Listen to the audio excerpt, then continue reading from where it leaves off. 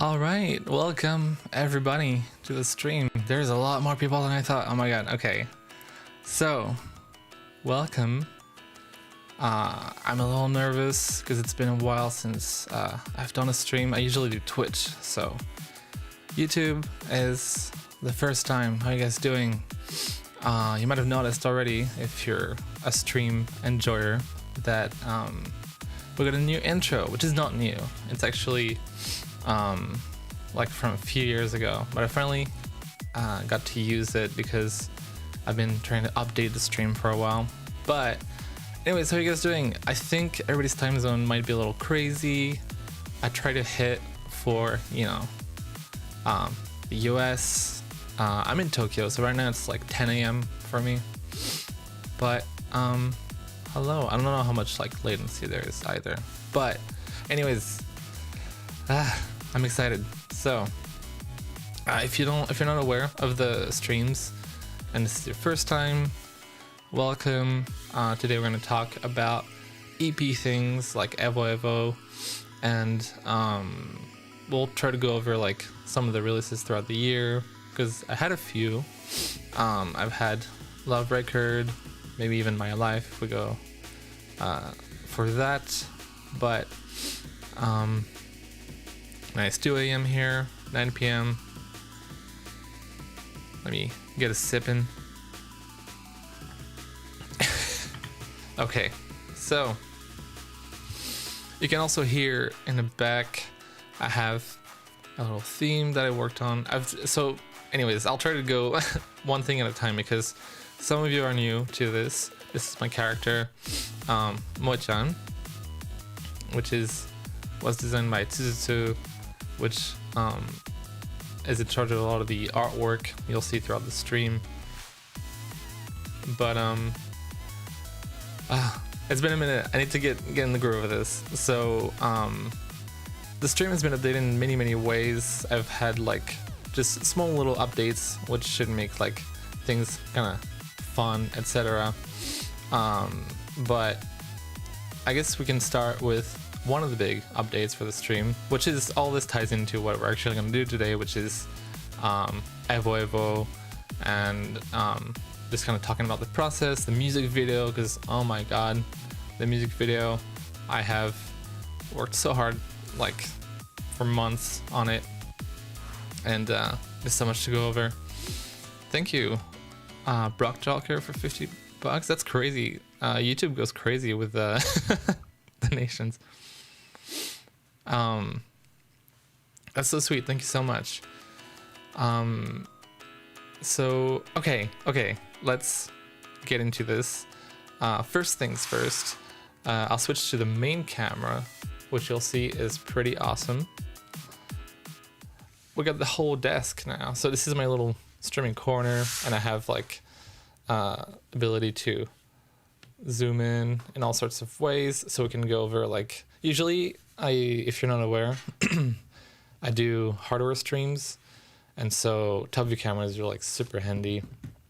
But I'll get to show you like things within this book, and yes, so basically today what we're gonna do is my idea of the flow. Again, as you can tell, this is very improvised, but we're gonna do like looking at the MV, listening throughout the EP, and then I guess the best flow we can do is I play a song, and maybe after we listen to it, I talk about it, or should I pose throughout the song? You guys tell me. And with the MV itself, there's a lot to talk about, but the stream is going to be archived. I'll probably like unlisted or something, but it'll be available for those who, you know, have to go to bed or couldn't catch it. But yes, so this, as you can see, is the EVO EVO book, which is, it's just like my little archive of like a lot of like EVO EVO things. So we'll go through this, lots of illustrations and concepts for the EP. But anyways, what would you guys want to start with. I guess we could start like with the MV or something. Let me get my, there we go. Yeah, and you'll see also for like the setup wise, I have updated the BRB scene, the end scene and stuff. It's kind of fun.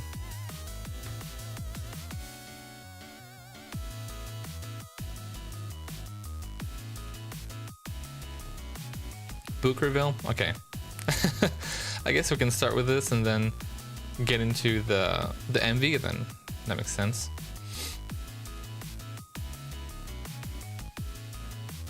So I'm kind of like showing off my setup at this point, going between scenes. You also can see like I sticker bombed the hell out of the stream this time for the occasion. But okay. EVO EVO book time. I can also kind of move myself out of here so I can see better. But EVO EVO book. So for EVO EVO, it's like a completely independent project. I think I've like tried to ramble a little bit about it on Twitter, but basically this was like a project between friends and artists. It's like as independent as it gets. It's all, you know, self-founded or whatever. And I just wanted to get a lot of like things off my chest in terms of like artistic endeavors. I wanted to make like French electro, and I was listening to a lot of like, you know, women worldwide, like Justice, etc. So in this book is like a lot of things around EVO EVO, not everything, but it's like things that actually I had like while I was making it, which is illustrations like for like, so maybe if you're unaware, like all the stickers you're seeing and a lot of like the like visuals around EVO EVO you've seen was made by me. I do like a lot of like illustration, a lot of like what's it called, like motion graphics and stuff. So anyways, enough teasing. I'll just like do it like this. There we go. So in here is a lot of illustrations. I don't think it's like in any particular order, but let's see if we can zoom in a better way. That's pretty good, I'd say. Okay, so this first one, we'll like take it off so you can see a little better. These were illustrations for some of the first stickers around the EP. At that point, I already had like most of the tracks together, and I was trying to like, I wanted to like do some kind of like branding around like sticker bombing the hell out of everything in a very like you know, Guitar Hero, like circa 2010 or something, like a lot of like visual things like at Banger I had in mind, and I wanted to like have a lot of assets so I could like go crazy with. And so you can see like the first like sketches of like TIMEOUT stayed like pretty much the same. Yeah, all these were made after the music was done. Sorry about my voice. It is 10 a.m., which is like not too early for me, but a little early. So complications first, like look, I didn't like that at all because it's such a long word. ENCORE stayed pretty much the same. HEARTLESS had like a whole lot going on, but I simplified it too because it turns out one thing that I definitely learned throughout doing this is like typography is a whole lot difficult when you try to like do things in a very neat way like I do.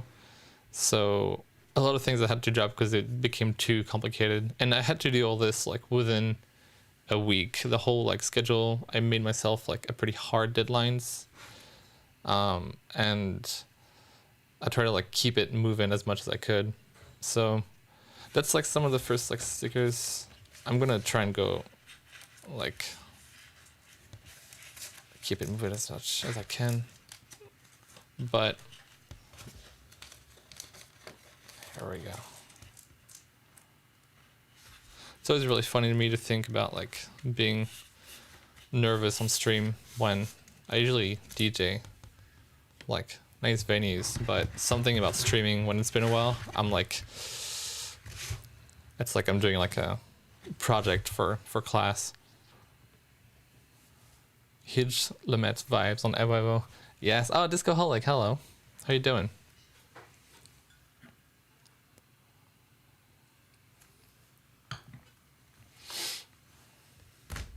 Yeah, well, there'll be a VOD for this. I'll keep it like on the channel unlisted or something. Read us EVO EVO Bible verses. There's probably like quite. I have like insane like manifestos about EVO EVO. You know, in the same way that like Charlie XCX has like her whole like like Brat manifesto. I was like going insane. I bought like what's it called? Like a whiteboard to like plan all my things.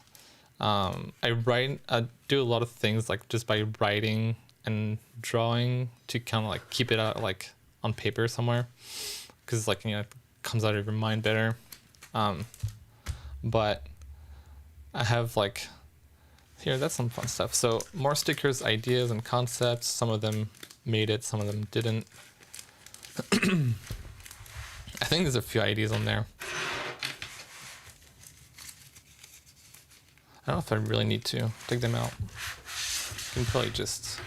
Also, will maybe shut off my window a little bit so it's like not as exposed, which actually makes allows me to like show off my little BRB loop that I've used. So check it out. I'm just gonna quickly close my window.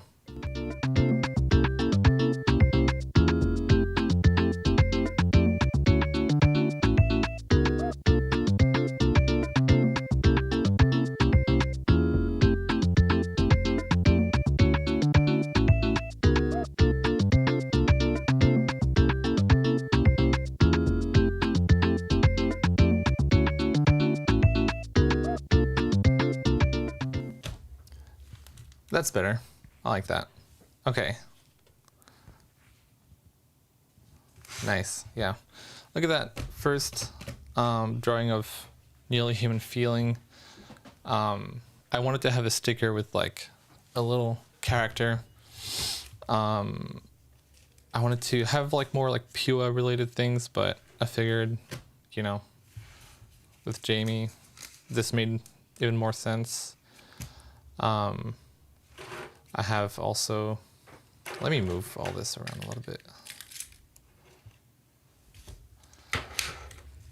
But maybe I'll go maybe quicker through this so we can really get to the songs. I guess, has everyone in the chat listened to the EP already, maybe? Maybe a silly question, but what's your favorite song, etc. Already seeing like NHF.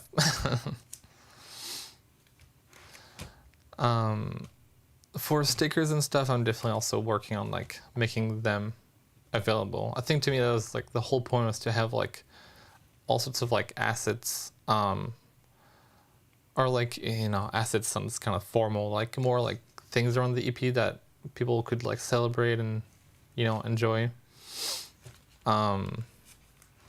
So I will try and make them like available as soon as possible, along with like physicals and stuff like that. Light up, what do I have here? Oh, well, that's my whole flow of the day.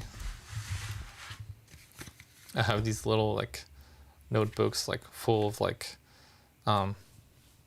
studio notes. So when I'm working on a song or something, I write down like the to-do list for stems, etc. Here's complications. First sketch, then it was like a little too detailed, so I made it simpler. A lot of it is just kind of like, you know, I take a picture with my iPhone and then I digitalize everything. How long did the EP take to make? The EP, I guess it's a long story, but the idea was that I started a lot of the tracks like a while ago, and I've been trying to make like what's the word, like a whole consistent EP all on my own. I wanted to have my hand on everything, and it took like, you know, some of the tracks started a long time ago, but the EP itself I locked in for like 3 months or something.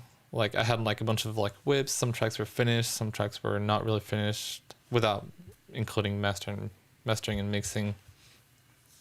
But I would say like, yeah, like within 3 months, like I had like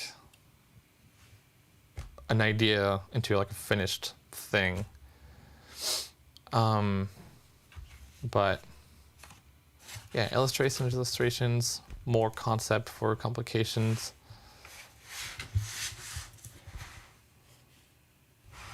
I was trying to do like electrical hazard sort of things.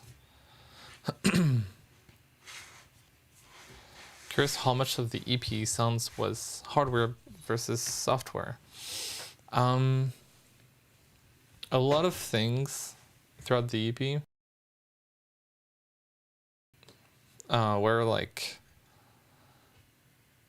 resampling, like kind of destructive resampling. So a lot of it is kind of like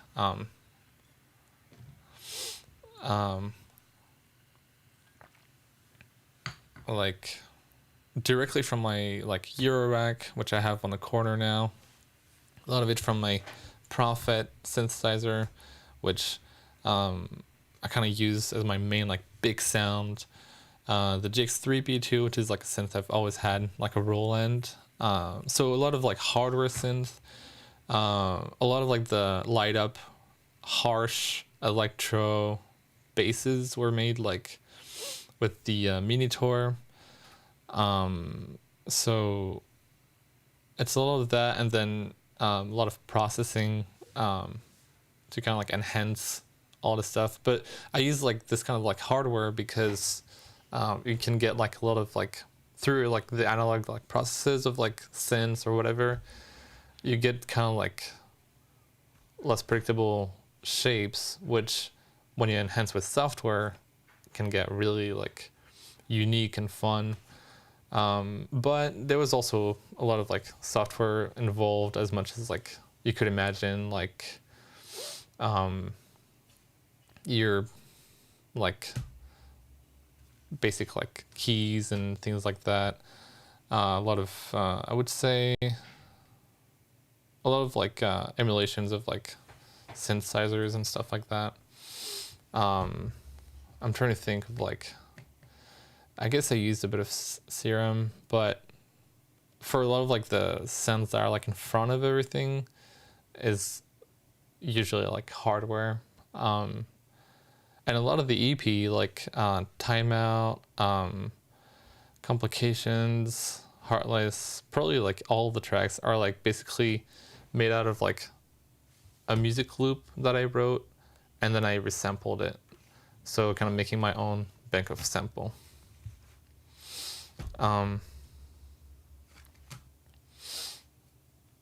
That's sweet.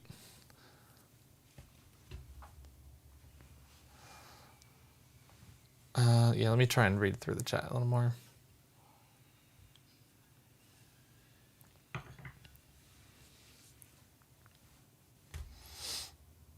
Yeah, Bonsoir was also like resampled, etc. Maybe I'll do a proper like breakdown one day. Today's gonna be mostly like a lot of me rambling like this, but I guess I'll go through each track as we listen to them. So I'll try and like keep this going a little more. First concept for the MV, you can see like I had like a talk with the people, my friends that I made the MV with. And this is kind of like after the first call, I was like, we'll do something kind of like this. and then it turned into what you might have seen. We'll also like see it in a bit. The first Bonsoir like sticker concept, pretty fun. Heartless typography that I ended up not using.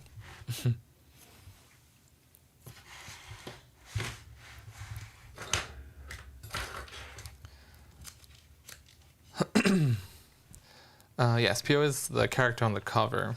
She's just a little more rough this time, a little more mature. Lots of concepts. I had a whole idea with like toy blocks, whatever, but it didn't fit really the idea of hardware with the EP, so I did keycaps. Had like a pop-up window idea that I didn't end up doing. But all this was like, yeah, within like, you know, like a week or something. I kept it pretty quick. This is our like DIY like box version of Synth-V for Gimme, because the MV was like shot in France and I'm based in Tokyo, so that was a whole thing. I'll go over it once we watch the MV. I'll talk about this too, and this is all generated by through a touch designer.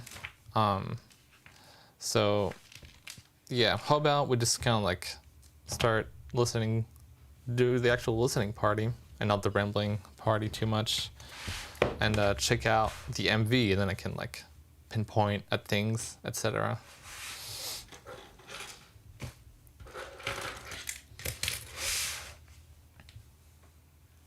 Let's see, making sure. Okay. So anyways, that was, I guess, the first little introduction, rambling. I have like many things I'd love to talk about, so how about we head over to a little desktop scene so we can go through the EP, actually listen.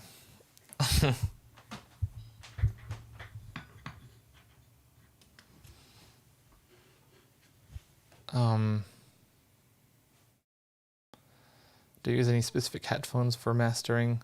I've been using the same headphones for maybe like, I don't know, as long as I've been doing Moe Shop, and there are AKG Mark II, like 240, that I got on Toman back when I was in France. And they work pretty good. I also like kind of like go back and forth mini mediums to like mix and master. Burning question, how did you make the visualizer? Yeah, we'll see those later too, but all of that was made on Touch Designer, which is my favorite software as of lately.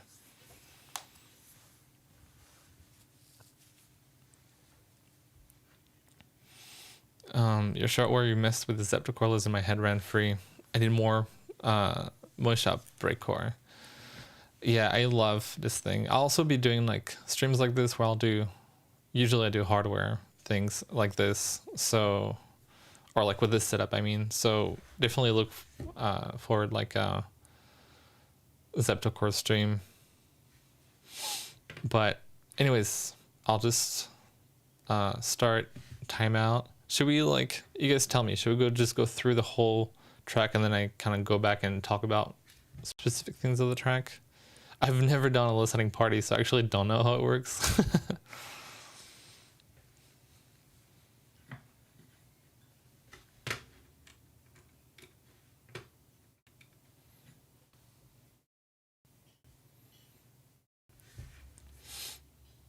Whole track, okay.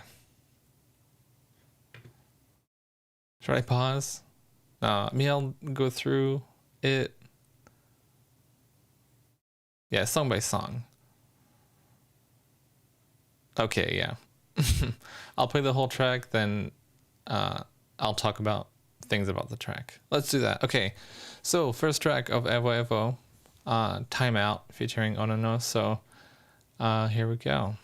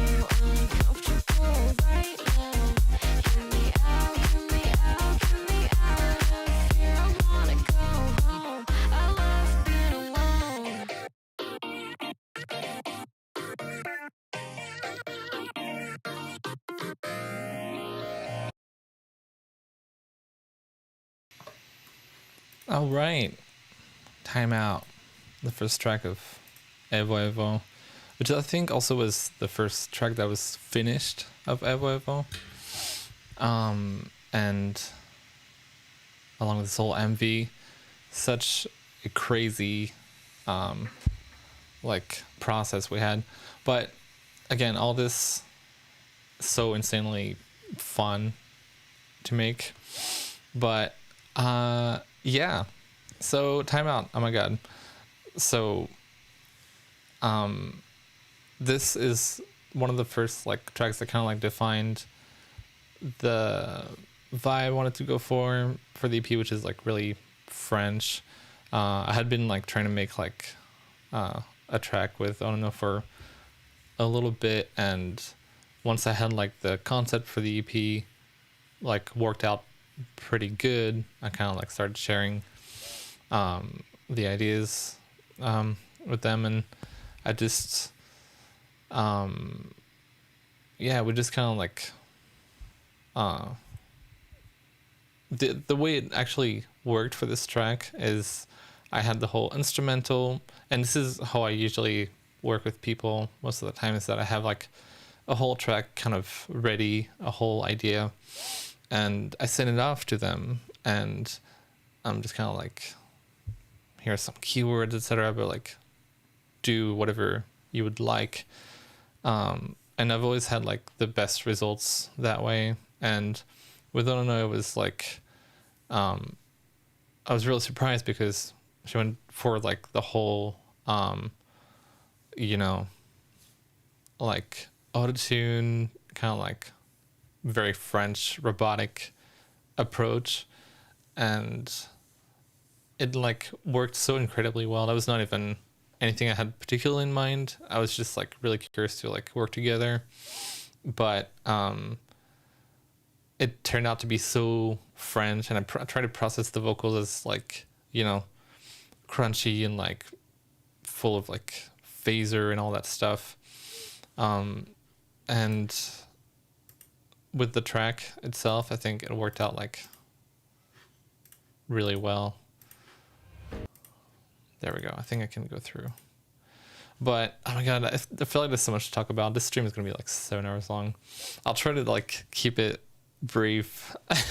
But if you guys have any question, let me know.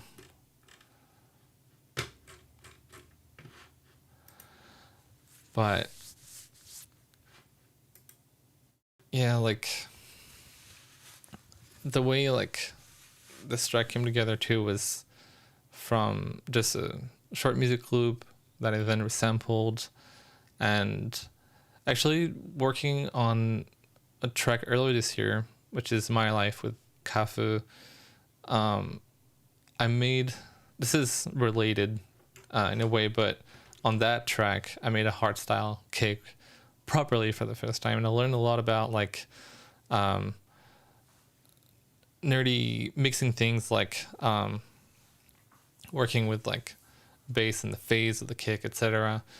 And it really kind of like went into the whole EVO EVO AP in a way that's like, now that I know how to mix low frequencies a lot better, I'm gonna like bass boost the hell out of everything. And Timeout was like the first track where I kind of mixed it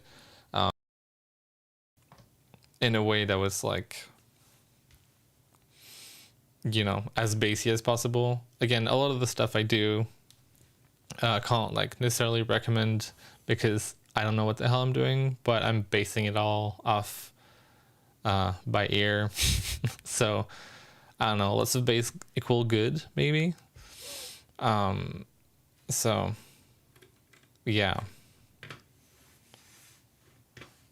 it's the human on the screen, you.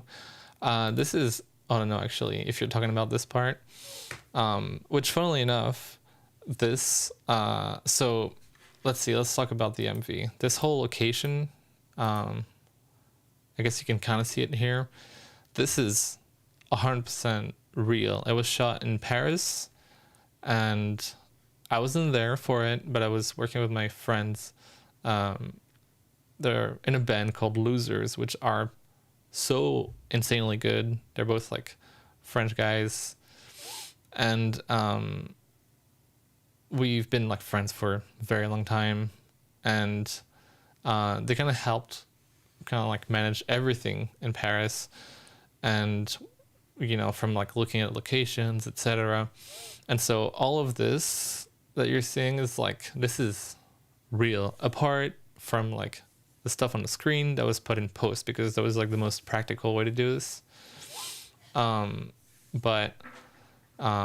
So the idea is, we kind of like, I had a whole mood board. I actually have little pictures that I've tried to curate from the whole process, but let's see.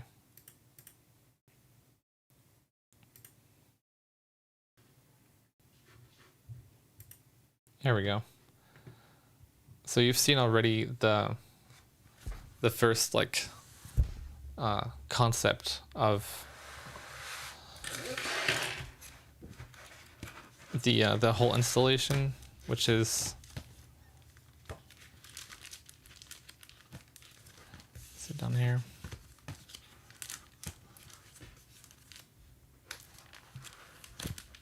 There you go.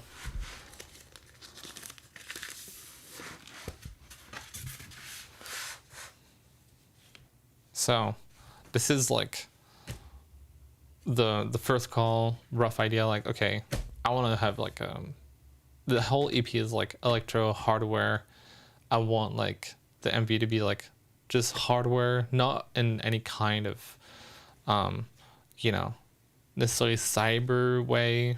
You know, obviously we all love Y2K and all that, but it was more like I wanted like, you know, like big jack audio hardware, gritty electric thing. And so anyways, this eventually turned into let's see, I have a little picture. I made mood boards on Photoshop.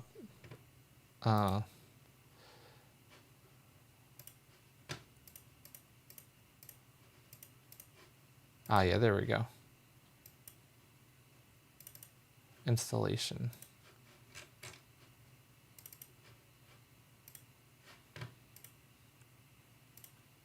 So yeah, we went from this straight to something that looked a little bit, that's a little big,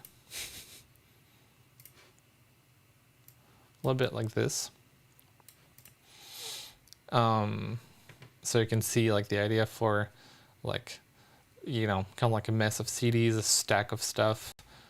And I wanted to like sticker bomb everything. By that time I didn't have like any idea for like making my own sticker bombs. I was like, maybe we're gonna like, you know, like curate a bunch of stickers and then like have it like reference like Daft Punk and Justice and all my idols and do that whole sort of like direction. But pretty quickly I had the feeling that I didn't want to like I wanted all of the EP to be something I can like fully claim in a way that's like, you know, I obviously have like influences that are very obvious throughout EVO EVO, like, you know, you hear a lot of Daft Punk, a lot of Justice, a lot of Sebastian, etc.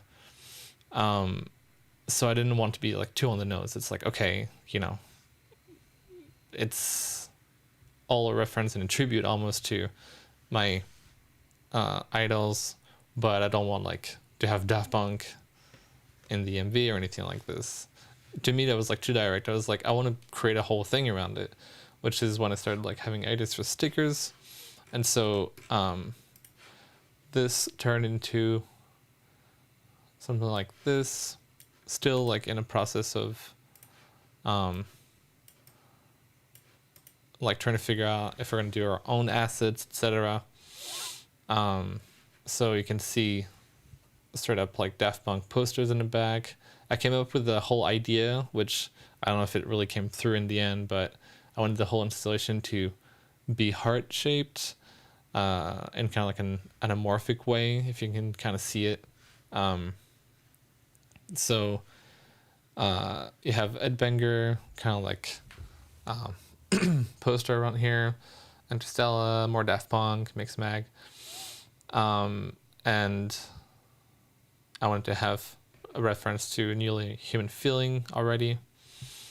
But it was kind of coming together a little better. And then by the time we were trying to figure out like where we're going to shoot, I was building the stickers and we jumped into this, which is like, you can see the posters have been transformed into something a little more personal, but it's basically, you can think of it as like resampling.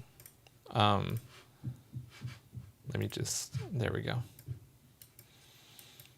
The Daft Punk poster that was there, Interstellar poster that was there, etc. I threw in Touch Designer and I resampled it, right? I just kind of like glitched them up, and I use my little scripts that I've made on my Norn Shield. This is like getting nerdy, but basically I had like a way to generate like glyphs throughout a screen that I could like then use to glitch the posters, etc. And so it became like, you know, this sort of like look for the posters. But so all this inherently is Daft Punk and Ed Banger, but it's just remixed, you know. Anyways, moving forward, I eventually had like a whole concept with the stickers that were coming together, and so it looked a little like this, where I was like, I wanted to like really sticker bomb the whole venue somehow in post.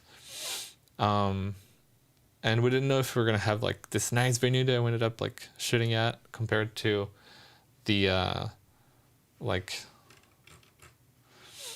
a, you know, white studio room kind of thing. So we were like having a few plans just in case. And anyways, here's like the glorious mood board versus reality picture. This is through like the camera like screen. I don't know if you can see well, but look at that. You have mood board, like pretty much final mood board with a picture that we got online, and then this is the result that's like in the MV. Look at that. Because I went like pretty psycho mode on Photoshop and like, you know, measured everything, calculated everything, and all of this stuff that you see that also like we went through like while curating like all the ideas, it's all junk. Nothing works at all, because again we're like working on like a small like budget. I like, you know, I was in charge of like that whole aspect, but this is between like 3 people, and so we don't have like big label money, you know, nothing like that. So this is like 3 people being like as smart or like as clever as possible for budget while keeping it like really you know, colorful and packed. So yeah, all this stuff like the speakers and stuff, that's all junk. I actually have a pretty good picture of like the set itself outside of the camera view. We're getting to the behind the scenes by now. I'll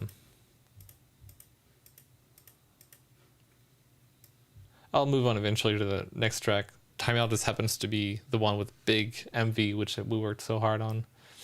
Everything was very last minute too. I don't know if like, I guess you might not realize, but like, you know, we did the teaser for the EP, like it's ready. I was like, we're gonna have this whole look for the EP, etc. But it's like, we gotta have a deadline and we'll have to like start teasing. So when we started teasing for first lead single out, then blah blah blah, the track itself was done for like a while, but the MV and everything was nowhere near done at all. It was not ready, but it's like we figured like, you know, we'll do it just in time, but it was for the sake of like releasing everything in a timely manner. But that was a little nerve-wracking in an exciting way. Here you go. Now that's some real behind the scenes stuff. So this is installation without the perspective being like, you know, flattened. So you can see the posters are not as big as you might think. There's also a lot of like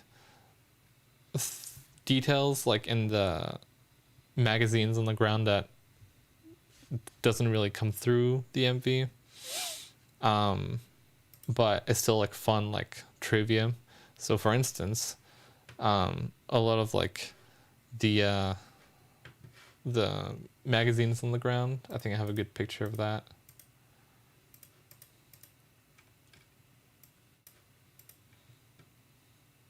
the lighting is a little crazy because I think it was the storage room, but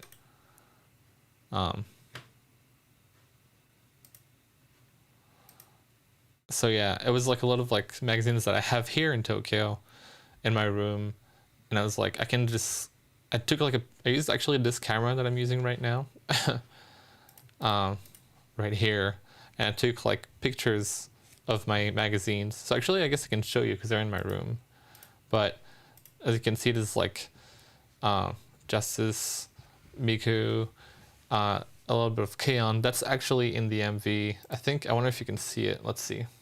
Let's switch back and try and spot them. So if I go, let's see, a little further. Yeah, in the beginning, you can kind of see like K-On! A little bit. Yes, I live in Tokyo. But yeah, this is like K-On! Justice. So yeah, let me try and grab them just to show them for fun.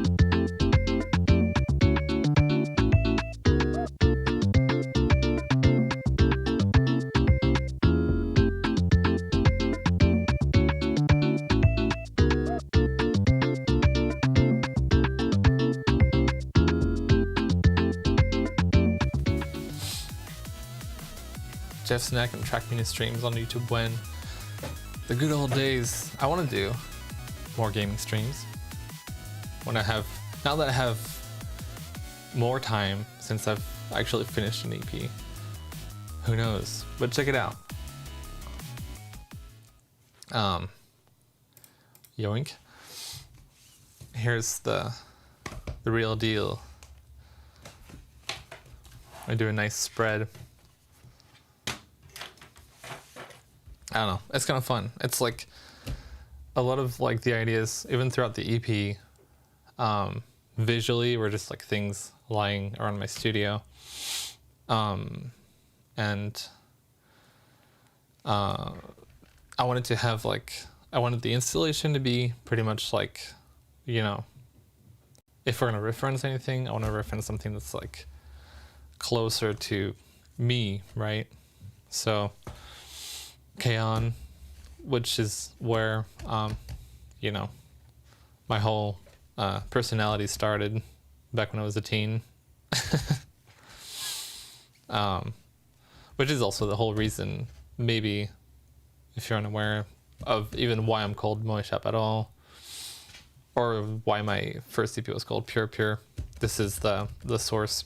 Well, not this book, but K-On! Itself, obviously. And Miku kind of like digital art, like how to book, which is awesome.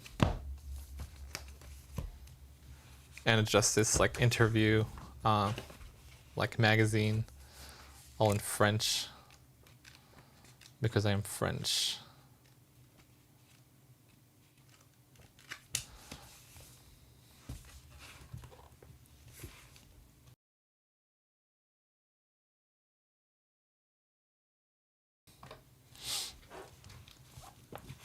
But yeah, so it's what's actually on the ground, which I thought was like a fun detail. Also, the rest of this, I also have it somewhere in my storage, but it's all like manuals. Actually, I have it right down here. Check it out. I actually printed them. Is this interesting, by the way, guys? Like, I'm rambling so much because there's so much to talk about, but if you guys are into this, then hell yeah. Oh yeah, I can talk about the ASCII I made too. I have a whole recorded, I recorded my whole screen while making the installation. I'll talk about the process a little bit too, but that was a wild one. But check it out, like, manuals for hardware that I think are actually would be on the set during the MV. I don't know if we can really see them in the end, but this is for the drum tracks, which was used. This is a drum machine, so I've used that on the EP quite a bit. I've used it on Love Record too. It's one of my favorite like drum machines, and because I love the sound of all the drums in there. It was used notably on the EP on Heartless in the last sort of section, because I went like a whole part like this to the EP, and it's in there somewhere on the set. Then the JX3P, which is like my first analog synth that I use all the time. Then I have the Prophet Rev2, which is right in the corner over there, which is my heavy duty kind of like synth. It sounds huge. It's awesome. And then we have the DP4 Parallel Effects Processor, which is just like a phaser, a famous one because people like Daft Punk, etc. used it. I don't know if this is like just a crazy coincidence, but many people use it, and I've used it profusely on the EP itself. Like on I think each of the tracks have like all their own kind of like use of it, like TIMEOUT and a lot of like guitar too. I've used that phaser on because it sounds great. We'll also talk about the YouTube Music Weekend set. The new edits and the visuals were so fire. Thank you. Yeah, I thought about it too, because I was trying to like, there's so much to talk about. I'll probably, I don't know. This is like, I'm trying to like talk about most of everything in this stream because I feel like it's fun to like celebrate the release. And it's been like pretty much a month now, I think, since it was released. Is that right? And so we can talk about that too. I'll just try to keep the stream under like 10 hours. but it's cool because like this was, I've like poured myself very literally into all of this release because I wanted to, I'm a control freak and I love making art in all sorts of medias, whether it's like motion graphics or just like graphic design or, you know, art direction, illustration, etc. So I just like went all in because for a while, without getting into too much of another rant, I was kind of like cut off from that in a way that's like, I was like, I had like, you know, a whole phase of where I was like, you know, uploading stuff. I've always been releasing things, but I think with EVO EVO, I've like claimed back like freelance and independent kind of like creation, and like without any help from label management, nothing. Like I'm kind of like, you know, I'm kind of like over and sick of all this. I just want to like get busy. I want to do things. So something like this, you know, is the result of like claiming that back.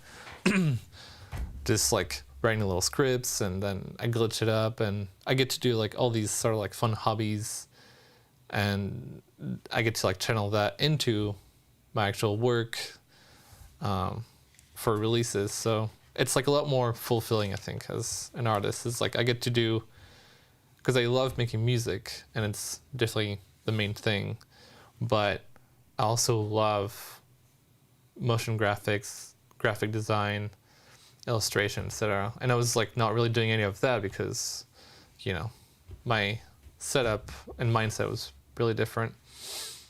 But yeah, I was gonna get into what, talking about the YouTube Music Weekend thing. We'll talk about that. But it's also another example of like going crazy. I also have, I think, like secrets behind there. You can see like the first like sketches for EVO EVO, like ideas. Let me see if there's no spoilers in there.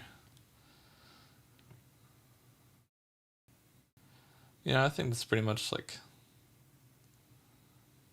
everything. Well, that was like just like the first like ideas. Yeah, no, that's fun. Okay, we're free. Spoiler free. Because I do so many things that some of it too I might use for later. Who knows? But within this, I think we're in the clear. So check it out. This is pretty fun and interesting. Let's see. What's a good setup? Is this clear enough? Is this zoomed in enough?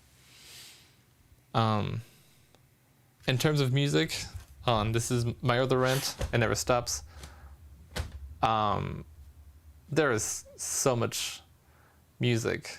I try to like not rant too much about this stuff because I hate being, you know, I never want to like aim it in a negative way, but usually like it can be read like this. But I've had so much music for so long, and EVO EVO, it's good. It's good. It means like I've claimed this back, and there's so much more music to come.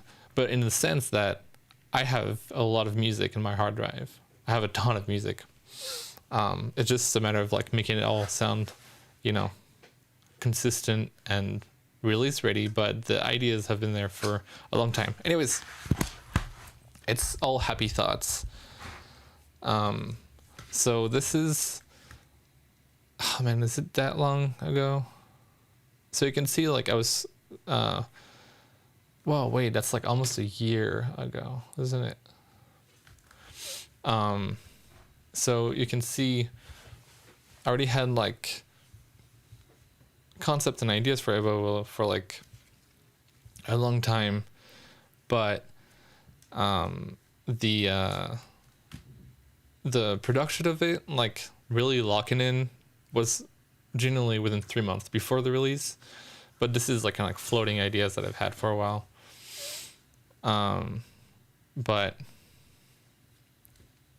so yeah, you can see like here I have like the concept for the artwork. At first I was like, I'll do some kind of like, you know, like half human, half machine. I ended up deciding like it was a little too on the nose also, but it could have been cool. Maybe there'll be things around this later. I don't know. This is like very like top secret stuff. Thank you, Nam, for the donation. I will literally never stop making music. That's like something that I know for sure is that, you know, same way Bjork is like talking about, like, you know, I'll be at raves when I'm 90, like big whoop. It's like, yeah, like I'll be like making buzzing sounds probably till I drop. So I'll never be stopping. But yeah, I had the whole concept with like 4 stars with the EP and stuff like that. All sorts of just kind of like keywords. This is a whole reference to like a Daft Punk shooting they did. But I was just kind of like really trying to like put as much things out on paper. And then same thing here I was like, because I was like already basically like designing like vinyl physicals, because I was like, I'm gonna make a whole thing out of this. And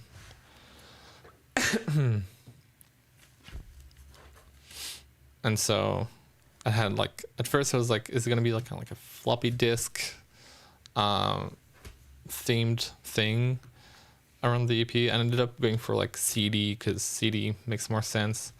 But again, this was like a very like justice hyper drama inspired thing right away. So I try to like kind of like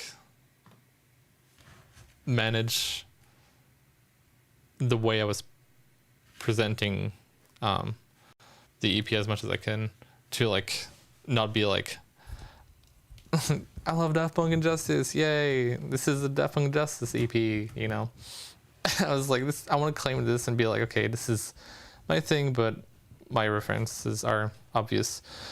Yeah, let's maybe jump to the next track, because we got to talk about this, because if I'm not wrong, yeah, if you see this right here, you might be a little curious about what this is about. So how about we jump into Complications? Our listening party is like mostly listening to me ramble, isn't it? We'll come back to this. I guess I can leave it here for now, but nope, timeout, wait, there we go.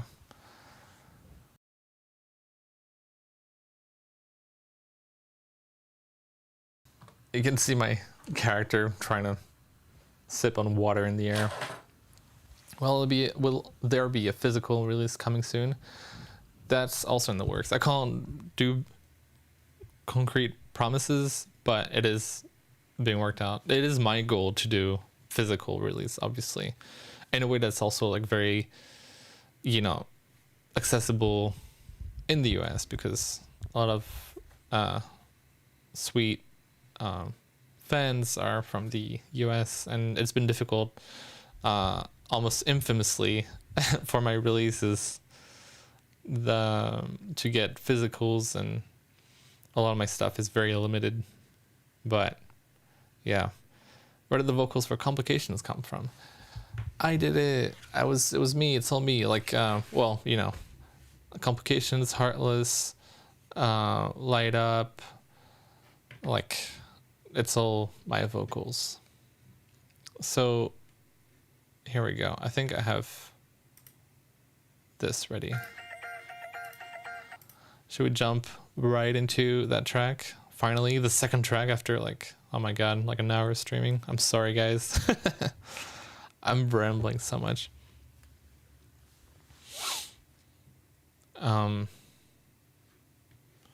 So yeah, because we're going to talk about Complications Part 2. Should I just play this track, guys? And then we'll talk about it? And I'll probably go through the EP a little quicker too. Thank you so much, everyone. I did Love Record as a way to be like, okay, I'm going to have a vocal track out. We'll also talk about Love Record later if you guys want. And I was like, you know, that way, you know, my first vocal track is out. It's not, you know, there's no surprise anymore. So I can do the whole EP with a lot of vocals on there. But anyways, here we go. Complications, second track of EVO EVO.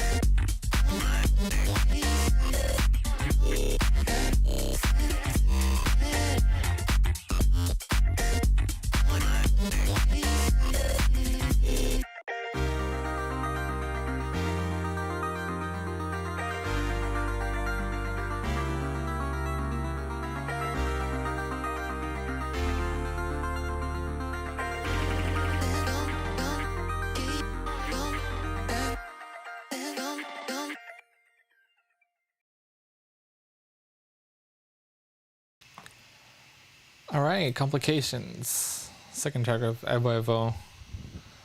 I hope we're not going too slowly through the EP. I ramble so much, but that's a good one. I like it. Thank you for your comment, Nam, also saying, so happy you decided to use your own vocal on this EP. Always been a huge fan of your demos on SoundCloud where you sing, so I was hyped when I finally got to hear full tracks with Moe vocals. Yay, thank you. Yeah, I've been meaning to do it for a long time. I've been doing vocals for a while, but I think, you know, you have to kind of find a place where you get kind of comfortable with it, and I feel like I've gotten in a place where I'm pretty comfortable with all that French stuff, you know what I mean? Like French like falsetto, kind of like Phoenix, and like, you know, this sort of like vibe.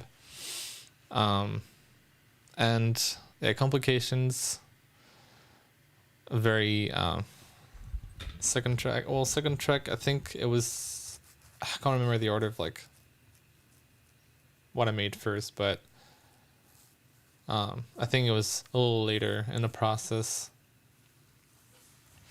Did you make this EP with FL or with physical devices? Both, actually. It was fully made with FL Studio. I believe technically like FL 20 and 24. So all in FL, and then recorded my hardware through that.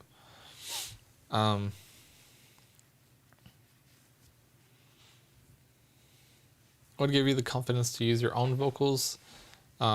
Just time, I think, you know,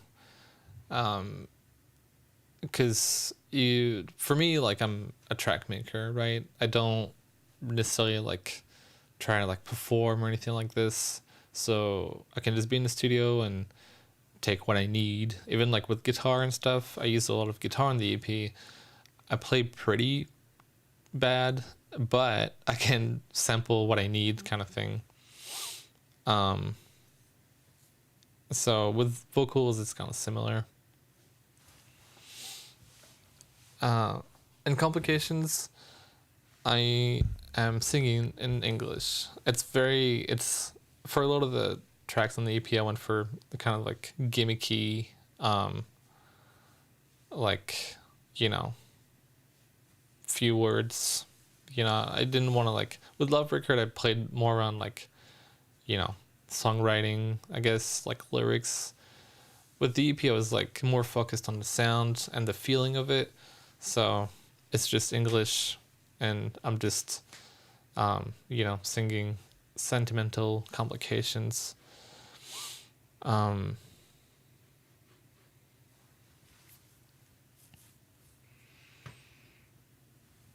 In my shop, VTuber, it's me. I do a lot of things on Twitch. Well, okay, nobody laugh. People are on Twitch because it's been like, I don't know, maybe a year since I was on Twitch. But hardware streams, I'll do them more. But character by Zuzu, you can see in the description.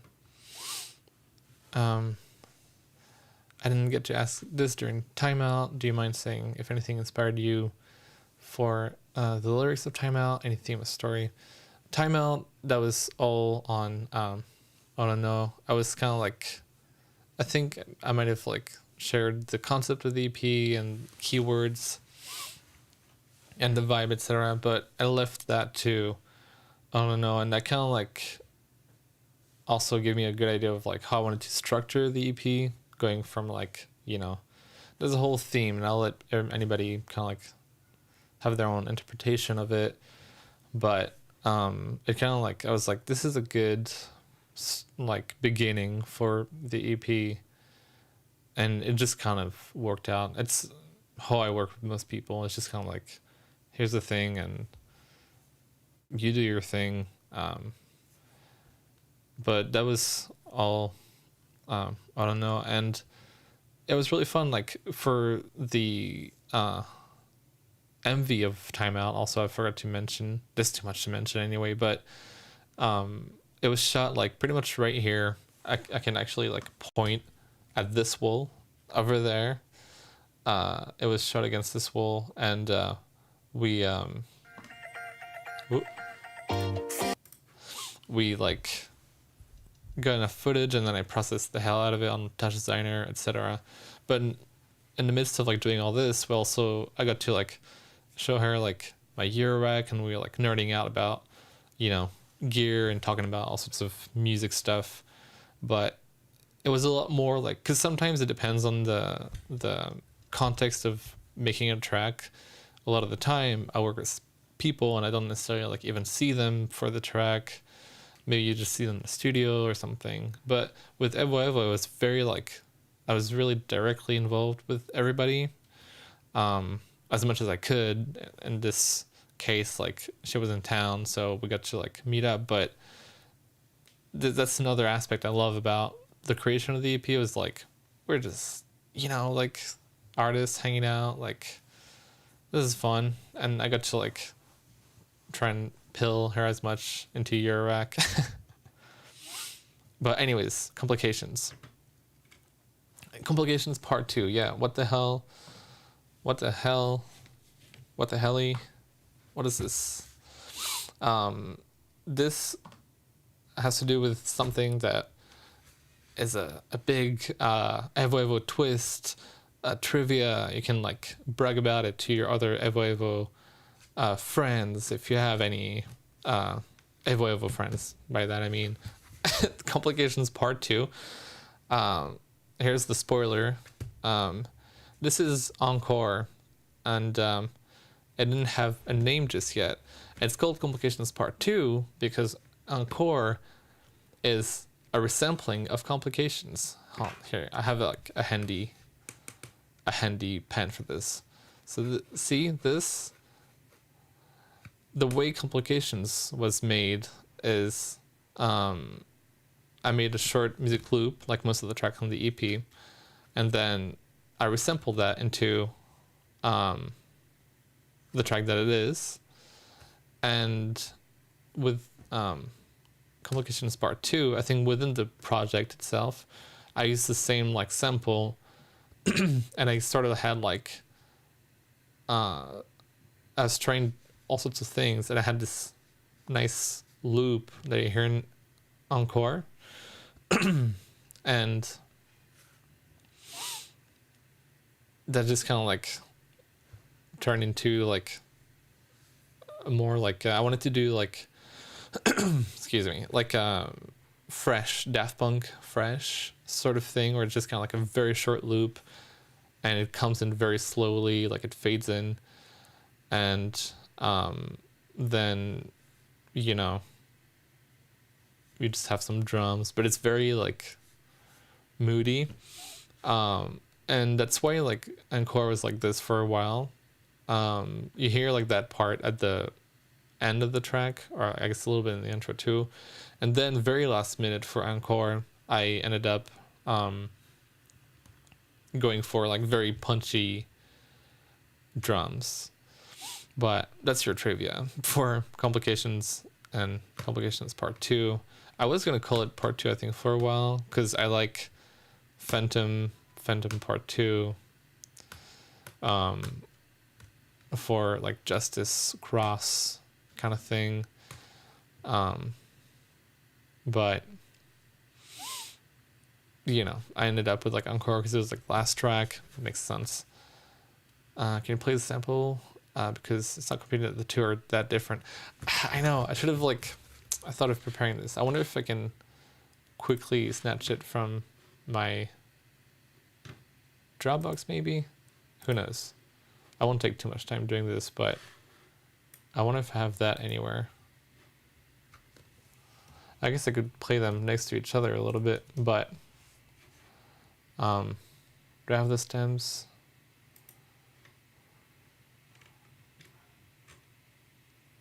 Oh yeah, I have original loop. Do you guys want to hear the stem? the original loop, I mean.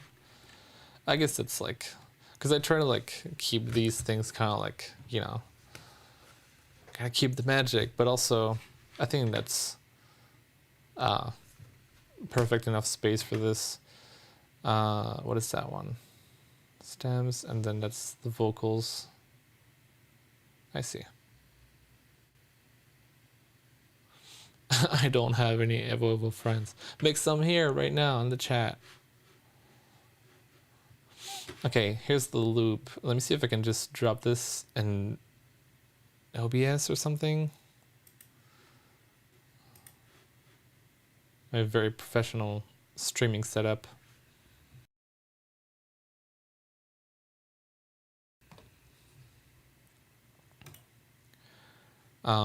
Okay. What happens if I... It might be loud, I don't know. If it will start on its own. So here it is.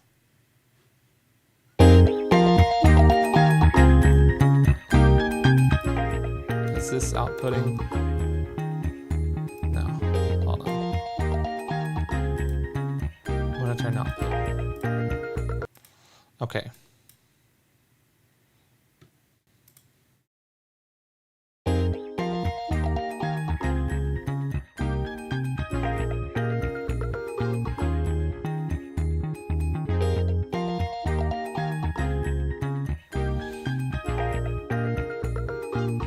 It's very raw, so as you can tell, throughout the EP I used like a lot of compression.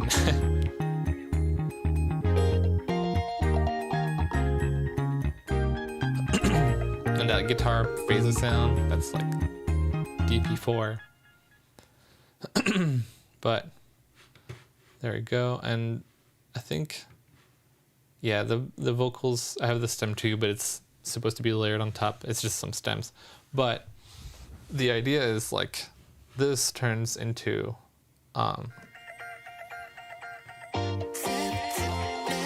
you know, you hear it,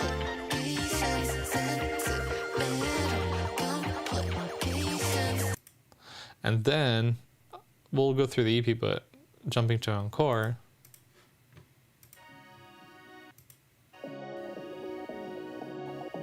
it's the sample, but slowed down a little bit.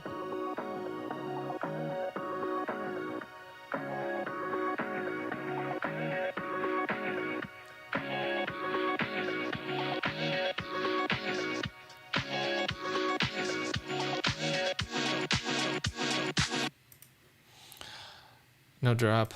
And then we can hear it later. You can hear it at the end too, like.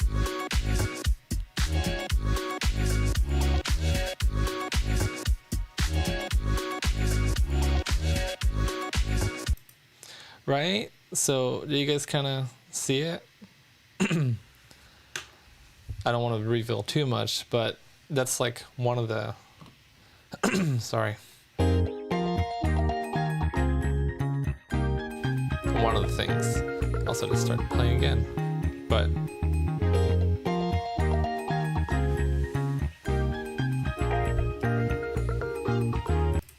so there it is. Complications Part 2. Bonus track. For a while I wanted to make it like just a physical thing, but it was like a whole, I feel like it would have been too like much to worry about. I just wanted to have a nice just one consistent EP. And so yeah, Complications Part 2 became Encore because Encore is French for, you know, like again, that was like, it's kind of a loop situation, so makes sense. And also, you know, Encore for like when you want to keep going during a concert or something. You get the idea. But thank you for coming, Shai Matty. For physicals, would you include remixes? There is a lot of things in the works, let me tell you. If we're gonna talk about like things to look forward to, I don't want to reveal, there's nothing I can really reveal without compromising things, I guess. But there is more EVO EVO things coming for sure. sonically and visually, but you know, you guys already had also a whole live show so soon. But back to listening to the EP. But I'll try my best, but my goal the whole time absolutely has been to make vinyls and CDs, maybe even tapes, and not in a very limited way, as much as I can. You know, again, I love to scream it that this is created fully independently. There's no labels or anything. So, but you know, like freelance people would get by. So there will absolutely be physicals in all sorts of fun ways. Also, I was even thinking, because you can see there's so much like visual assets and so much things where I was like very directly involved visually, that I even want to make some kind of like, not quite art book, but like some kind of like fun little small thing that could be a nice like visual archive of everything. I don't know. I've always been thinking about this during the process.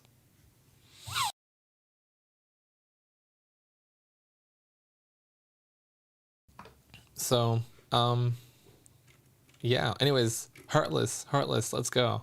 Do you guys want to listen to Heartless?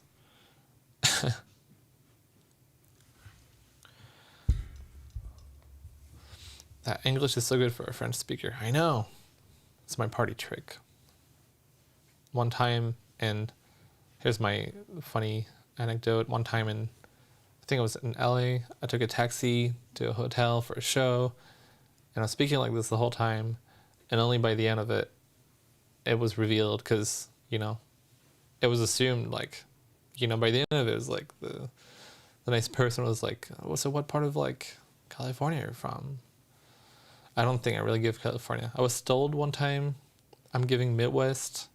I don't know. It's a big mess. Let's hear Heartless. Let's go.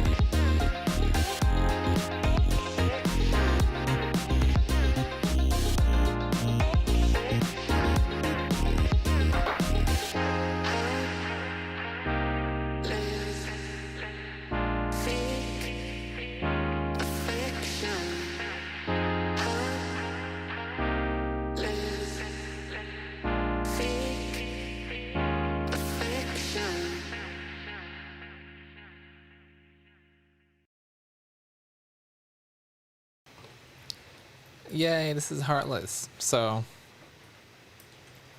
this is a good one. I also apologize if you hear some background noise. It just started pouring like crazy outside here.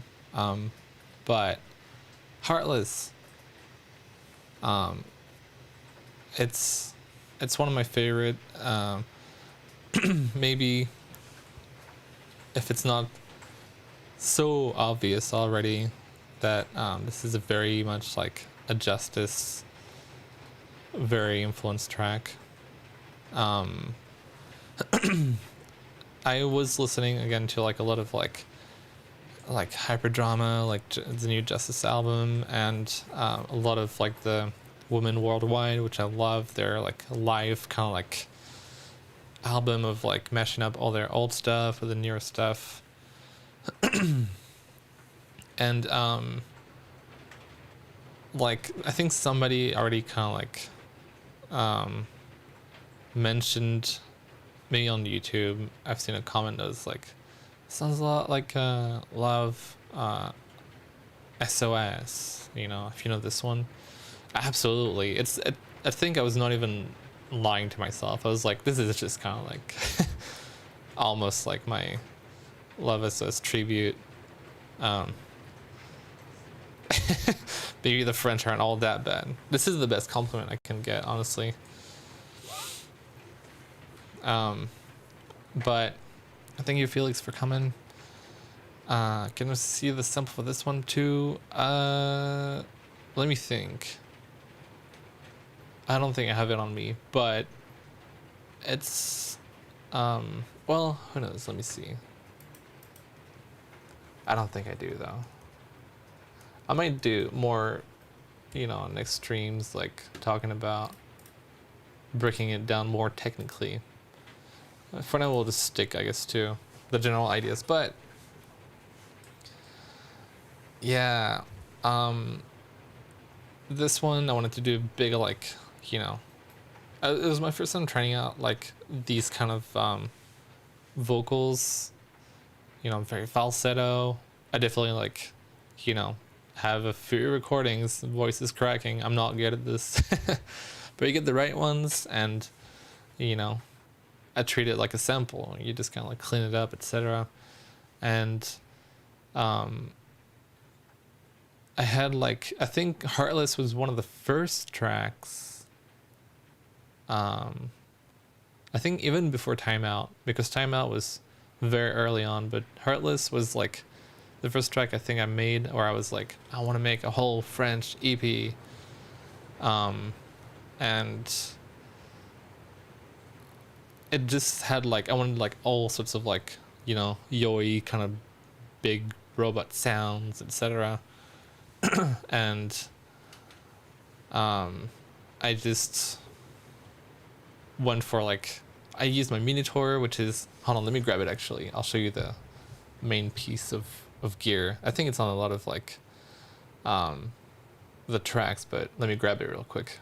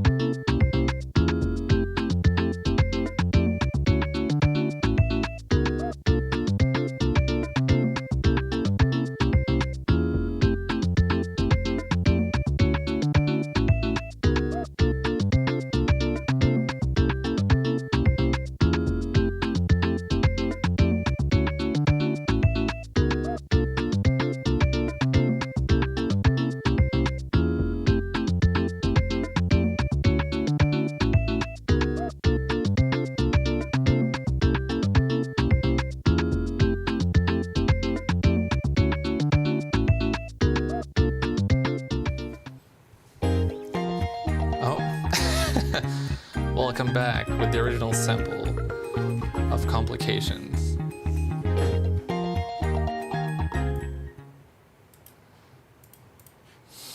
Okay, so I'll just remove this guy. Thank you, Stellar Suit Machine Gun. Thank you for coming and for the sweet donation. Twilight Zone edit, yay! That was fun. Maybe I'll talk about that one day too.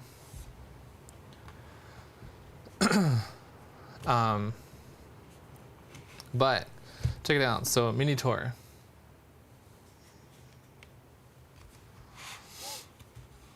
I use this guy on a lot of the EP, and it's basically like, well, you know, analog bass synthesizer. It's just a chunky boy, and it's got like, I guess, yeah, 2 oscillators. It's all like mono, and I can kind of like program it with MIDI, which I think I did for like the sake of resampling. But basically it's like this guy with like resonance all the way up, and I used it all on like light up, we'll talk about it, but on like Heartless as well. It's a lot of like these kind of like this with like a bit of like downsampling, you know, you get that nice like yoi going on. So one of the gear I used a lot. Also my Prophet, but it's all the way over there and it's like massive. But I love this guy. I should slap one of those stickers on here. You guys like this? I like that. I want to make that available too one day. I wonder if I can. Yeah, look at that. If you see these around Tokyo, don't tell the heat. Have you ever met Ujiko in real life, or are you close to him? I've been listening to only you two since 2019. Yeah, we're friends. He also, well, he moves around a lot. I'm not gonna dox Ujiko, but we live nearby, or like close enough, and we see each other mostly during like events, if anything. Not often much, but I feel like last time might have been Bokawa.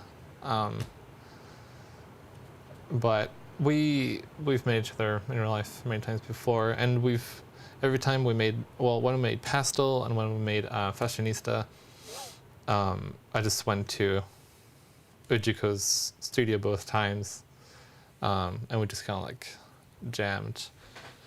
Both of them like basically made like, I don't know, in a day, and then cleaned up.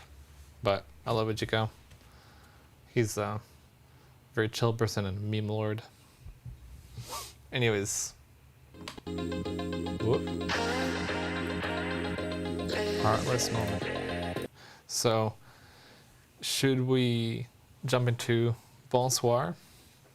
What do you guys think?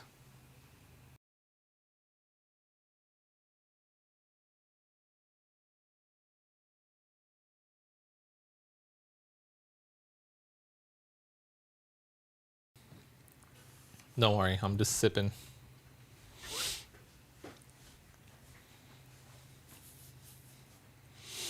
Do you ever use any vintage synths from 80s and 90s? Yes, actually.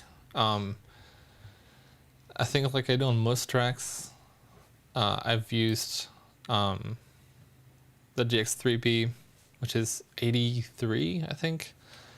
And then the Juno also.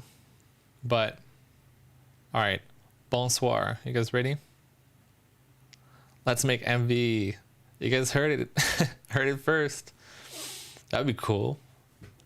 Bonsoir MV. Suzutu offer. All right. Ready? Let's go.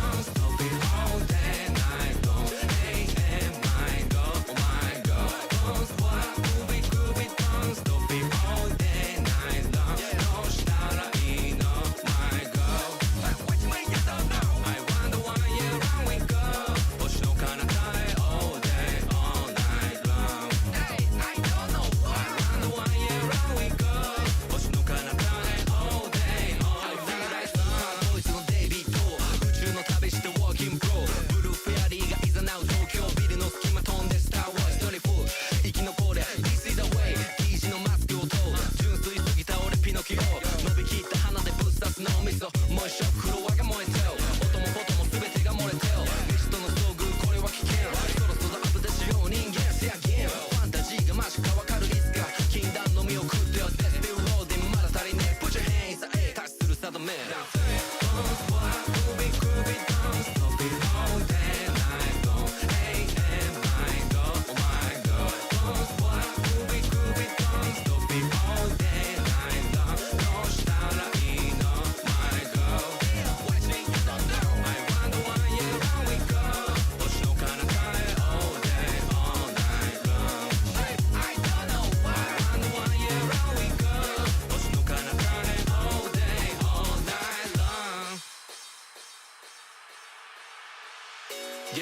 We are moving on Keep it strong We are moving on 朝から晩までパンパン Let me know おもんなフローから調理と変わらず東京リビングダウン大都会を歩む照らす街灯愛と不安と浴びてるライトミステクマインドマニーと Yeah We are moving on Keep it strong We are moving on 朝から晩までパンパン Let me know おもんなフローから調理と調理と調理と調理と調理と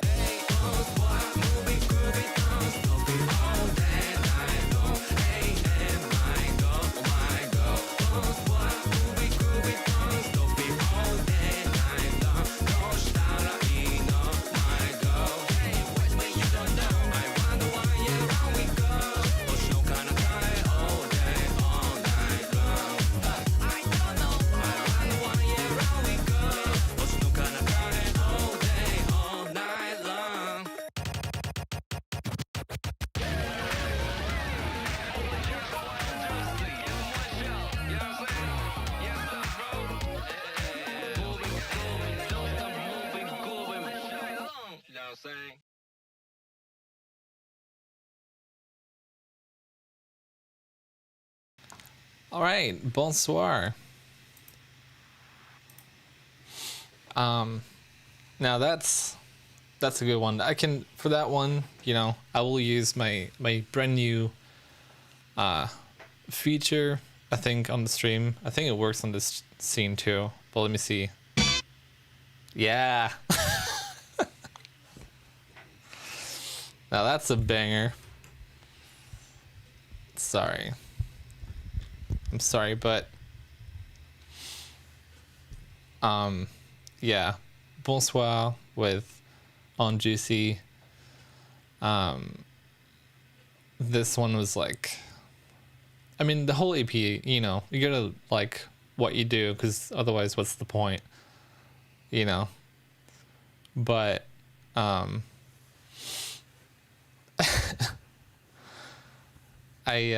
with this one, I wanted to have, like, you know, one of the tracks of the EP to be like, you know, the club kind of like party one. And when I approached like Untitled for this one, I was like, you know, I want to do the whole EP has this sort of like, you know, theme going on, etc. Keywords, and I was like, for this track of the EP, this is the part of the EP where I want this to be the party track. And you know, Untitled absolutely understood the assignment and went crazy, and even came up with like the title and the concept of Bonsoir, which is like it had the same I felt the same way about hearing that for the first time as I did with like Notice, in the sense of like when I first heard Notice like demo of like Tarina sent me like the track, I was like, you know, for that track too, I told her like, oh, just do whatever you want. I just, you know, this is the track and I want you to go crazy. And she came up with a whole, you know, Notice Me like gimmick, and when I first heard it, I was like, I don't know how to compute this. I don't know if I can even release this, like, is this too on the nose, or like, is this too silly, or that's the real trivia of all this. I was like, I don't know, usually when it hits like this the first time, it's good in my experience now, because like it grows on you, because it hits a very different than most things, and it's like, wait, okay, what is this? Oh my god. And then after listening to it for a few days, it's like like this is fun. With Bonsoir, I was like, oh my god, is it too, like,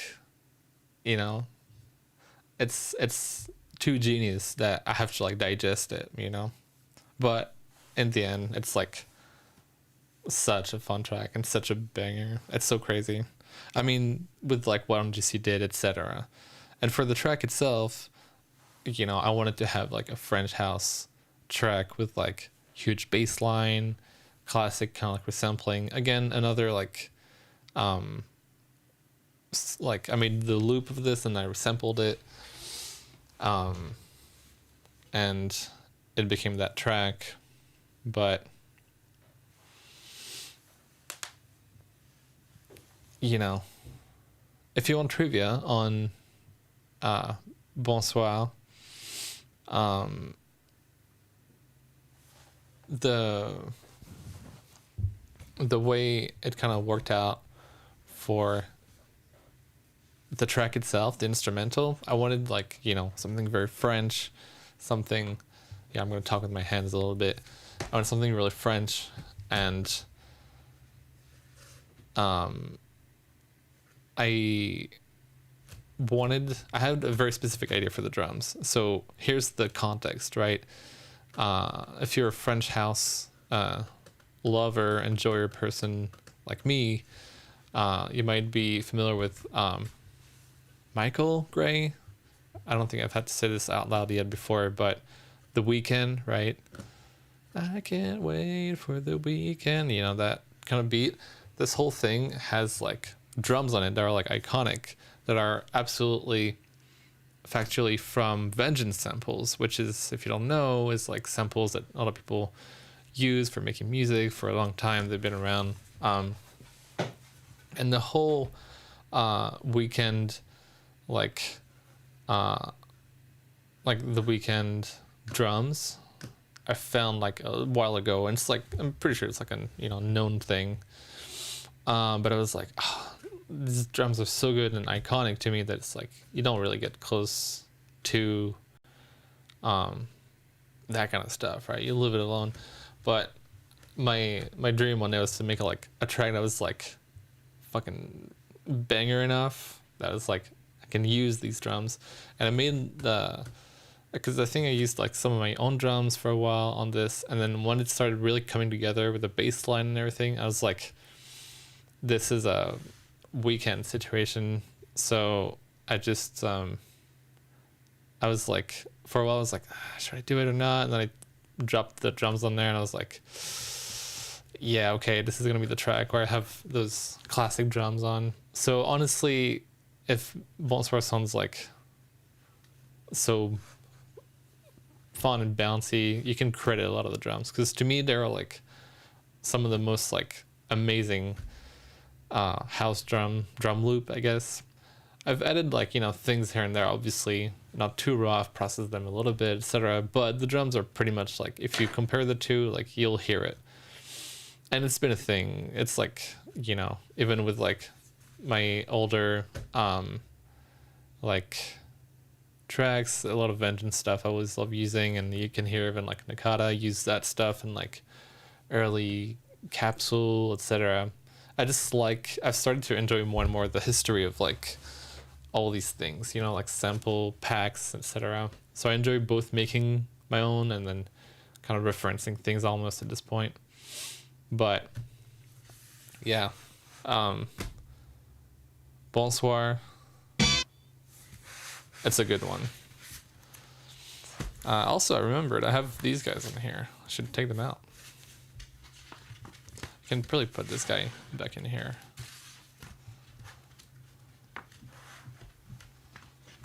Look at that. I've used this for like SNS.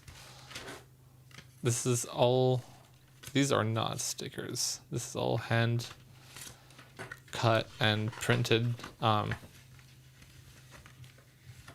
in like at FamiMart.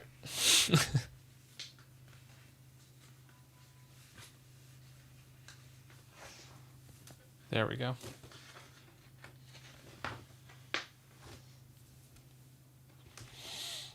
Do you plan on having a concert in the future? Oh, yeah, also I can stop hiding here. I'll be here. There we go. This is a little meta, but it's part of the new setup. It's kind of fun.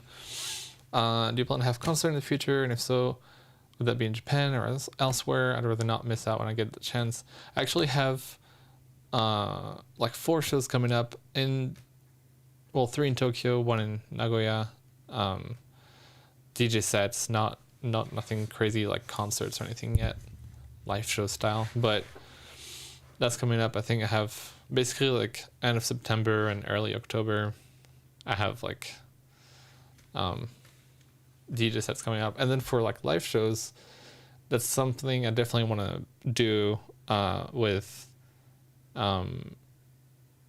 as you might have seen, the whole like YouTube Music Weekend setup. That was like my way of figuring out like live show stuff.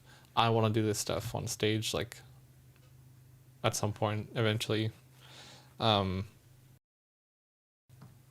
thinking like, you know, work something out like by next year or something. For now I want to like work on that and things around like EVO EVO, but yeah. Look at that.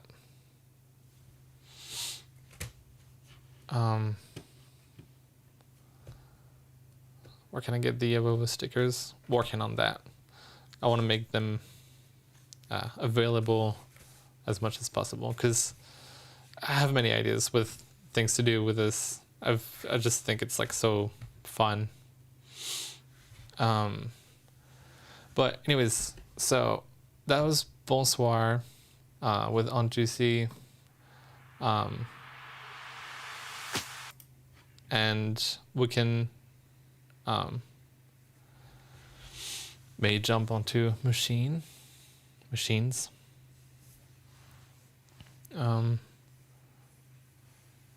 we see the full EVO EVO illustration by Kafka? Yeah, I think, was that ever posted anywhere?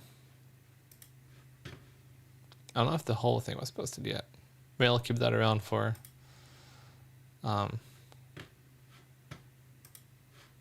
you know, future things.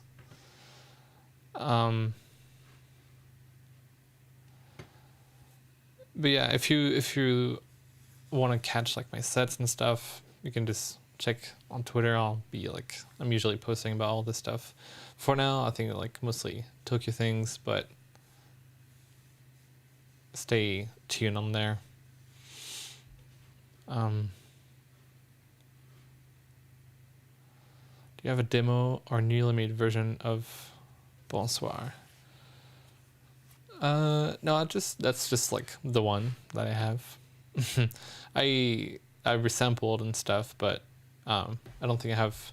Well, actually, the sample of Bonsoir, I guess we can talk about because you hear it at the end. It's something that I made. If you go on my YouTube channel, I have a video called musicdiary.mp4, and in there it's like, you know, a bunch of like things that I play around with, and at some point you can see me play around with like funk loops, and I'm doing like playing with like a new instrument I got, and you can hear downsampled or like filtered at the end a little bit. I think around here.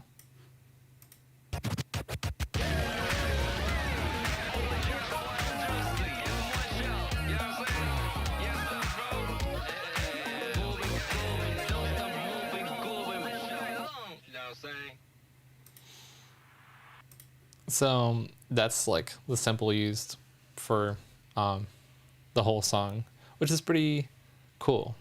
It's I like being able to like make any kind of like fun loops, and then I feel like I always have a good excuse to use any of my hobbies into my work at some point if I want to. So that way it justifies to my brain that it's okay to do whatever. Has music helped in your queer journey? That's a fun question. I think so much of identity comes through like the way you express yourself with like music and stuff. I think in my case, whenever you make music and then like share that with the world or online or whatever, it's definitely like, at least in my case, you're always putting like a part of yourself in there. And I feel like I don't know how literal or linear this kind of like connection is, but throughout like finding myself, when I started like making like Moe Shop, like when I was Moe Shop stuff started, I was like 17, right? Like the like pure EP, I was like 17 years old, and now I'm 27, so it's 10 years later, and EVO EVO is like 10 years later. And I think like throughout making everything in between, there's some sort of like, every time I make music and I try to like, my main goal is always to I just want to make something that sounds cool, or something that's like, I have like an idea for something. It's never anything too existential or anything like that. It's just like, oh, I want to have fun, just like I've always done after school, etc. And I think a lot of like, as you grow up, I started making music and then being faced more with like ideas of like identity, and even working with like amazing people like Seiji on a song literally called Identity, like even made me reflect on like, this is like, there's some kind of like I don't know, self-reflection or something that happens inherently with music. Anyways, this is kind of like a jumbled answer, but what I would have to say is like, it's definitely helped, or at least it's part of the journey of like finding yourself. I think overall that's just time and friends and stuff like this. It's just part of life, but music is my life. So it's like, I feel like you can even tell the evolution of things. Like, I was 17 when I made Pure Pure. I'm 27 when I made EVO EVO. By now, I've pretty much confidently found myself. And I think in some ways it shows. And that's cool, We laugh. So, rambling. Let's listen to Machines. What do you guys think?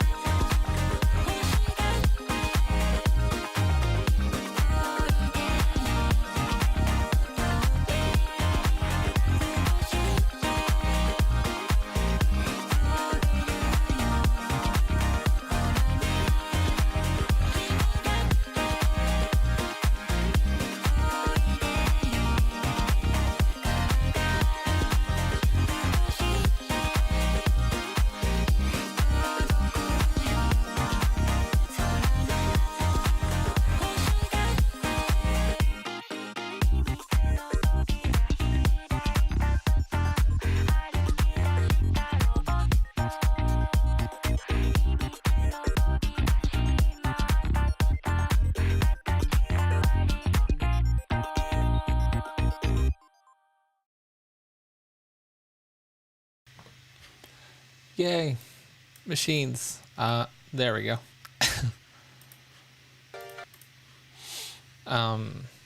So this was a really fun track too. This one is also the result of so many people and friends.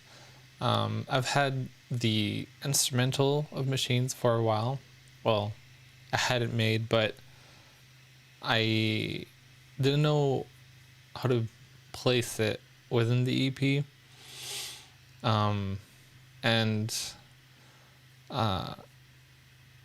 Here's all the sort of trivia behind that too. At first, I think you might not even be aware, but I wanted to try and get Scarlett Spence for this, because I was like listening to a lot of Scarlett Spence at the time, and I was like, this could be really fun.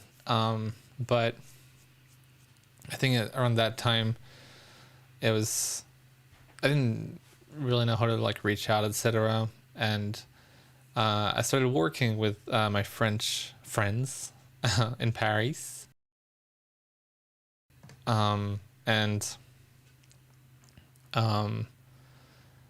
was like, okay, for this track, first of all, like the instrumental, I had like vocoder on there at first, and I didn't really know where to take it. So to complete the instrumental, first I invited some friends of mine, which if there's any fans in the chat, please scream.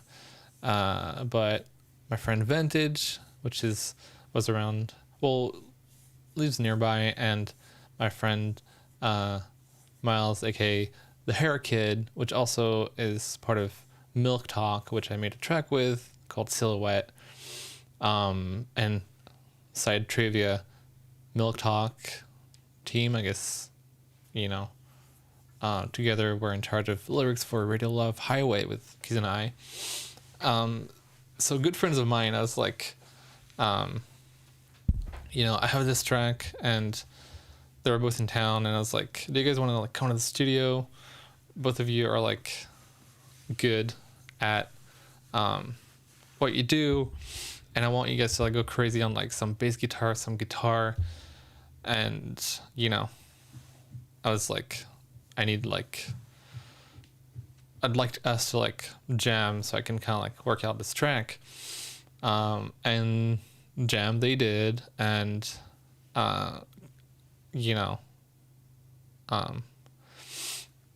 Miles just kind of like went crazy with the bass, and came up with like this whole like part here. Hold on, let me bring that up, because I had like the whole main part worked out. I used some of their bass like slaps, bass slaps on some parts because they were like nice and raw, and then this whole part there, yeah, the whole like French part, that's Miles playing. It's good as hell. He's so good. And I have also like some of like vintage like bass slaps. It's all kind of like, I basically like got them in the studio. I was like, you guys jam like crazy. They jammed a bunch, and then I curated a bunch of parts and put them together. So it's like they played this, but also it's like not exactly in that order, I don't think. So I just resampled my friends.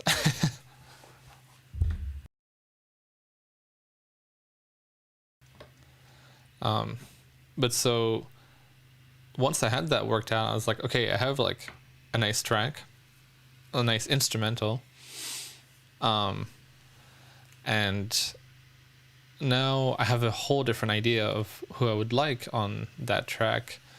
And around that time, I was listening to a lot of yeah, it's kind of like random access memories in a way, that whole process. But I was listening to like Juliette Armanet, which is like French artist that I like a lot. I think her album, I don't know if it's called La Flamme or something, it was like made with like cool people, like Headbanger people, or at least like part of Justice for some of them. I don't know. There's some tracks I was obsessed with, and between this and like L'Impératrice, which is also a big influence in this whole EP.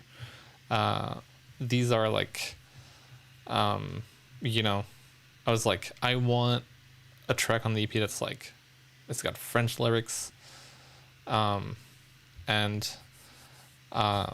you know, is really kind of fun about it, etc. Moe Shop, L'Impératrice collab when? Well, probably never, because Fleur Benguigui is out of the situation. That is a whole thing. You guys can look it up, but I love her. I love her lyrics and her singing. I'd love to work with her one day. That'd be fun. Who knows?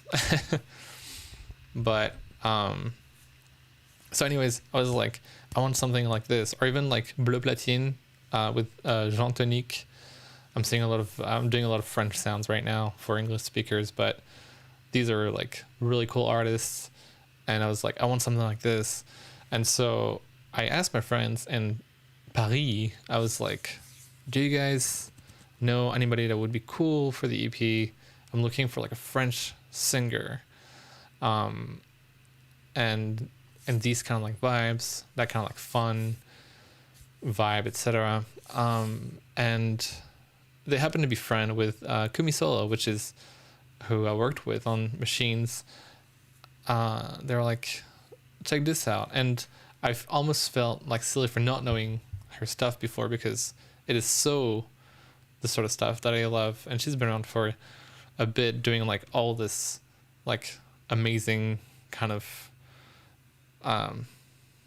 indie French stuff. I think the range is pretty big, so it's hard to like really pinpoint. Excuse me. But I was like, this might be perfect. And so I reached out, and we just kind of started directly telling each other about it. I was like, here's the track I have, and here's my references and stuff, and she was real into it. We just started kind of working from there. And I was like, I want a whole French thing, and she ended up going for like French verses and then some really pretty like Japanese verses, and it just kind of like came together pretty like naturally, I guess. But yeah, so this track, result of like a lot of friends. You know, I knew Camisolo because of my friends doing the MV in Paris, and then I ended up working with two of the friends, Vintage and Miles, for the bass, etc. So it really came together really well, and it's the more kind of like chill, like breakbot influence track. Breakbot also huge influence, or like one of my idols up there, which is my whole tribute to breakbot was Love Record, which we can talk about later if you guys want. Also, hopefully, how long have we been on for? Like a little bit now. But anyways, Machines, really fun. Another track that I love a lot, that I really like, and I'm so happy that it's finally like out, is Light Up. Do you guys want to hear it?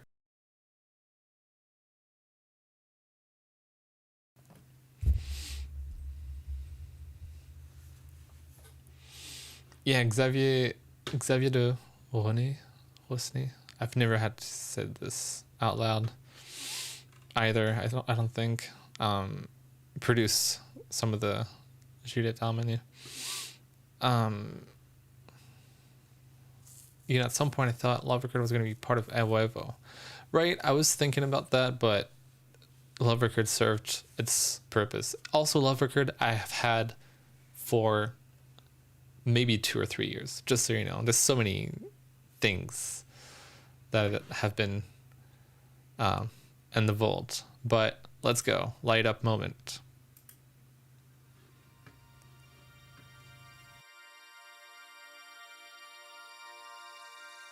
Let the music in you light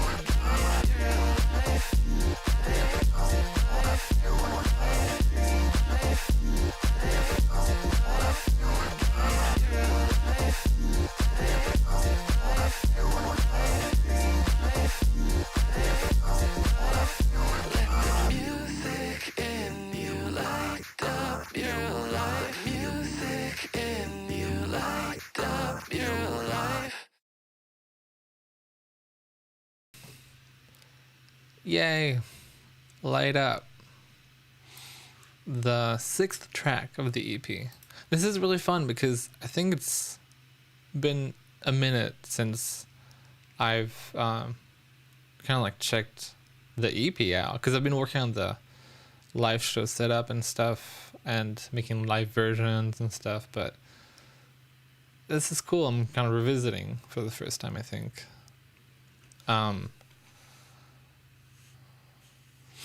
Light Up is easily my favorite song. EVO EVO lyrically gives me the same feeling I get when I listen to musicians by Porter Robinson. Such a simple statement, but it's so powerful and happy.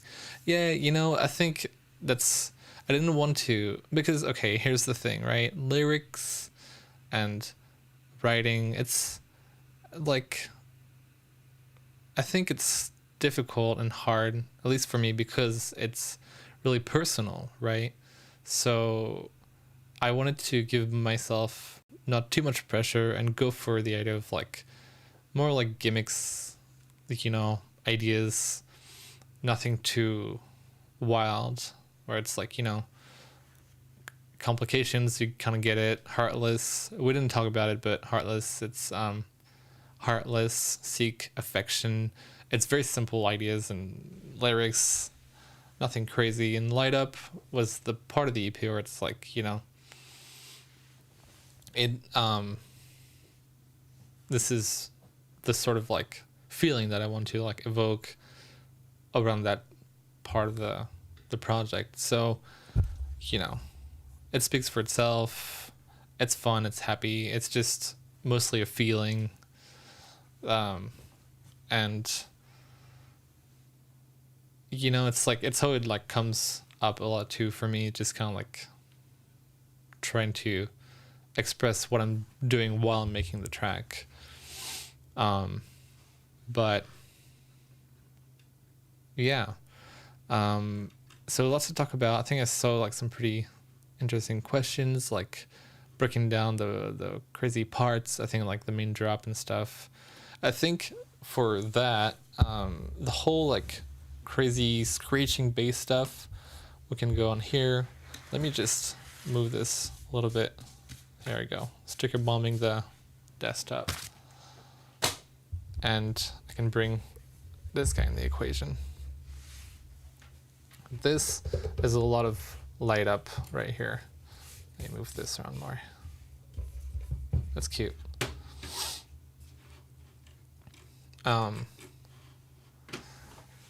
So I think for a lot of it, it was like straight up MINITAUR, like resonance all the way up, and then playing with the like cutoff a lot, and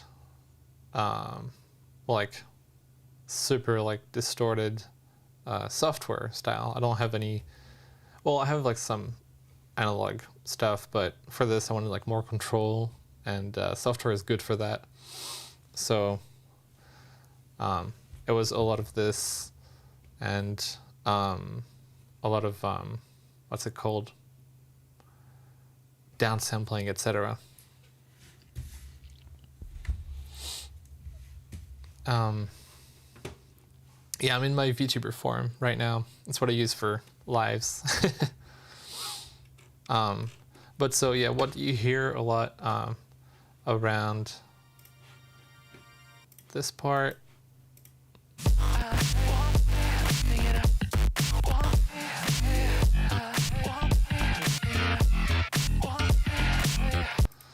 is that's a lot of this guy, like all the electro hard stuff, that's this guy, and bass is just like, you know, software processed in all sorts of ways, you know, mostly, you know, compression and stuff like that.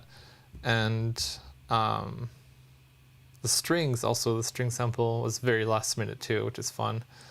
It's something where I was like, it's liking something, and I was like trying out some different things, and I was like, I want like French strings on this, you know? I was like, I want like to have like the classic French stab. So it worked out good. For filtering the chord parts, the thing is just straight up fat filter. Let me make sure I'm keeping up with the chat.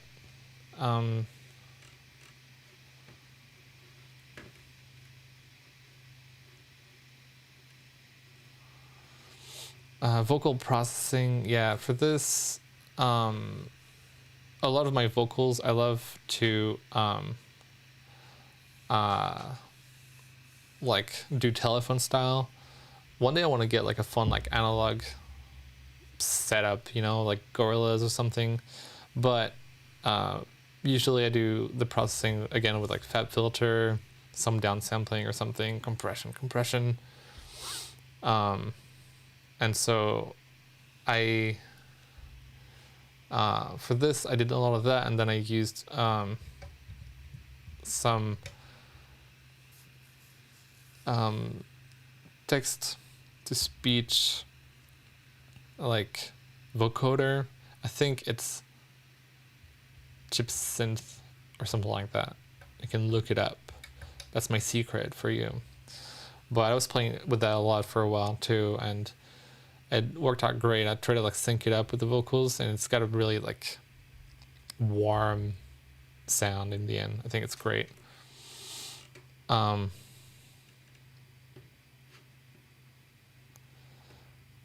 What are you singing at the drop? At the drop, you can hear me like sing like a few things. I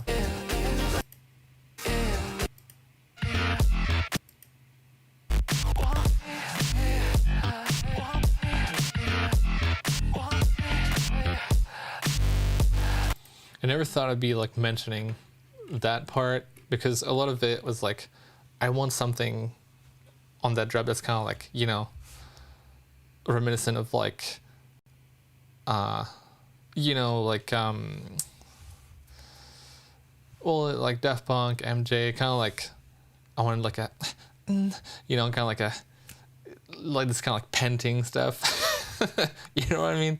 Kind of like with the groove. And I just kind of like vibed it out on the mic and went for like, you can hear me, I'm like saying like, won't be giving it up, which came naturally. I think it's just kind of like the idea of like, you know, music is my life, etc. But you know, Michael Jackson, Michael Jackson moment. No, but it's that kind of vibe. For same thing for the sigh, etc. Let's see. Compression, I used MJUC, if that's how you say it. I use that a lot. It's great. Really good stuff. String sample is also a pretty common one. Anyways, I'm not gonna, you know, do the grocery list, but you get it. I won't do a he, but it's pretty much what I had in mind. I wanted like something that's kind of like groovy, you know.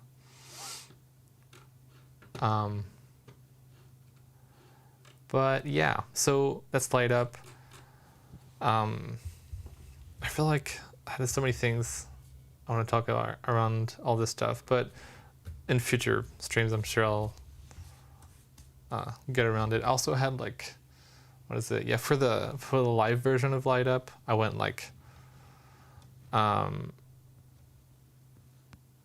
know, I went like a whole part that was like just harsh, sustained. So if you checked out my YouTube Music Weekend, like EVO EVO Studio Live, there's like an additional part to Light Up. Well, actually it's an additional part to Complications, but it's got the Light Up drums. It's a whole big mess. And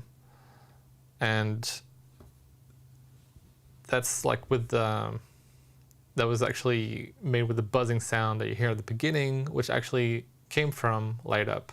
Because for part of Light Up, I wanted to see if I wanted to have like a buzzing, kind of like in New Jack by Justice. Again, no surprise there. That's all the references I have. But I wanted a kind of buzzing sound, but I couldn't fit it anywhere that I already had everything I needed. So I didn't use it, but I ended up using it for the live show, which also the live show, God, I could make a whole like stream about that too. I'm also, I think, bad at summing things up without rambling so much.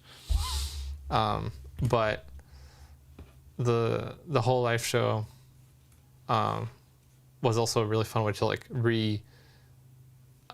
revisit the EP in a way that's like, I'm through all this now, so I can really go crazy in a lot of fun ways. But yeah, Light Up. I'm trying to think if there's anything else I could say about it. We can always come back to it. The next track is the track.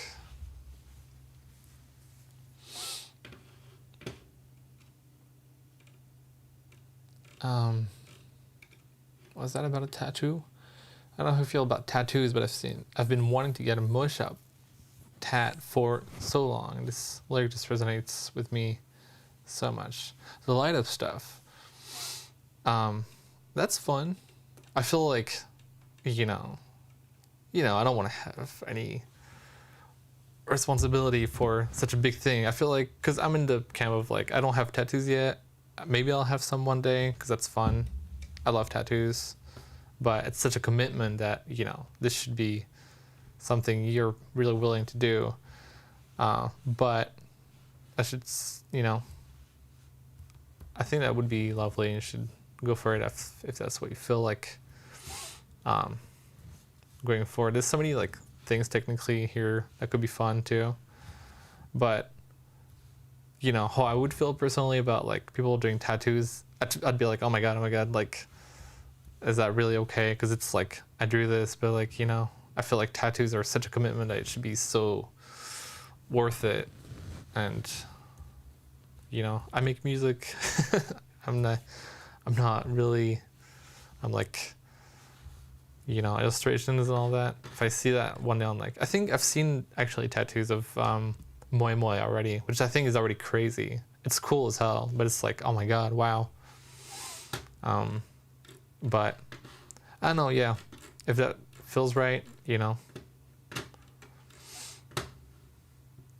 what tattoo would I get? I feel like I would probably go for like something nerdy, but also I don't want to, regret that. Probably like some kind of like circuit schematics, but it's kind of cheesy, like, the Moog filter or whatever. I've thought about like ASCII things, Kawamoji or whatever. I feel like a tattoo, you just gotta come in and not think too much about it though. So if I'm thinking too much about it, it probably means I'm not ready yet.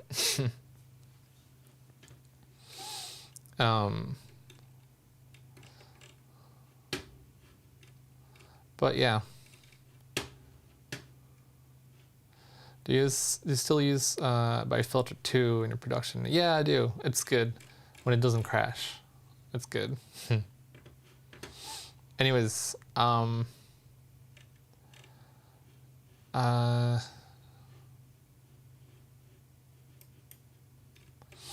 let's see. Next up is the track. I've been, let me move this around. There we go. That's one of the ones that are like a little unexpected on like how popular it got. Also, it's not really unexpected. Because when I put out the EP, I was like wondering, I had my own personal favorites, but I was like, I wonder which track is gonna, resonate with people at first, at least, because it's only been like a month now. But it's the same with like Moe Moe. I didn't think like, the most popular tracks would necessarily be the most popular tracks. You know what I mean? So coming up, one of my favorite tracks, which is Nearly Human Feeling, featuring Jamie Page. Check it out.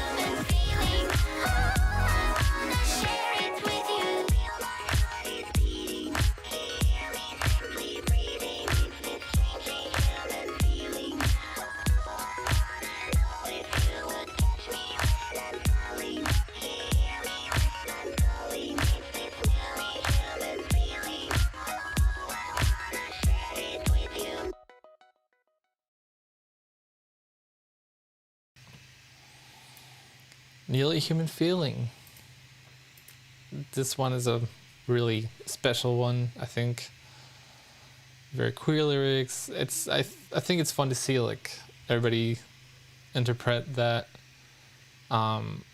song and the EP itself too. I feel like, you know, there's many things around the EP that I think really worked out well in terms of the feeling they convey, etc. But Nearly Human Feeling featuring Jimmy Page, Synth V, got me tuned. It's one of my favorite ones, and I think it was also, I keep saying that all like pretty early on, but I feel like I've just been working on the EP for a while. But yeah, I feel like this one really hit people. Jamie's doing so well. It's so awesome to see. It's like, I'm a huge Birdbrain stan myself, but I've been a stan since, you know, Swag Part 2, which is why Love Taste happened at all. And she's just like been consistently so like good. And for this, there was like also not many questions, you know. It was just like, I have this track, I would love to, you know, go crazy style again. And it was like, you know, to me, like thinking back on having it, like the whole production and process behind it, it was very like, very easy. But yeah, I think I saw some, yeah, the intro, oh my god, I'll just mention this because I've seen it around the right channel, left channel. Is inverted on YouTube. I've said nothing. This stays between us, guys, okay? I've said nothing about it. It's only YouTube, and the reason is stupid. Is because when I first received the stems for from Jamie, I think it was already inverted by accident, and I was like, is this on purpose? And I think she was like, no, that's just like mistake. So I switched it back up, but this is how you're gonna kind of like understand how professional I am. I've been doing music for many years now, more than a decade, and my nice speaker monitors were actually set up the wrong way. And so when I fixed them, then I fixed it back to the mistake. And so for a while, I actually had the inverted version. It's a small detail. In the end, like, who kind of cares?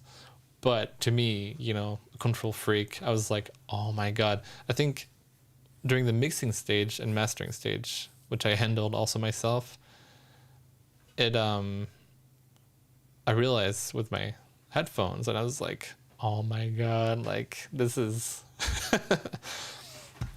this is what happens when you have, like, you know, idiot in charge. It's like my quirky, clumsy ways, you know. But I was like, wait, this is inverted. Anyways, so I fixed it, right? It's on streaming, it works great. The YouTube one, though, when I was in the midst of doing all the visuals, which I also made myself, you know, like at least the visualizer for YouTube, a very intense process because it's 4K touch designer. I was doing a lot at the time, all at once. And I think within the way I've labeled stuff, you know, V2, V1, drop that in there. So, and technically the only thing that it's like completely the same as the streaming version, except the intro is inverted. And I think when it released and I saw that, somebody commented, I think it's a top comment now on YouTube, I was like, oh my god. And then somebody else replied, was like, because I'm lurking, you better know that I'm lurking on YouTube. Somebody else was like, oh, it's probably like a YouTube glitch. And I was like, yes, let's blame it on YouTube.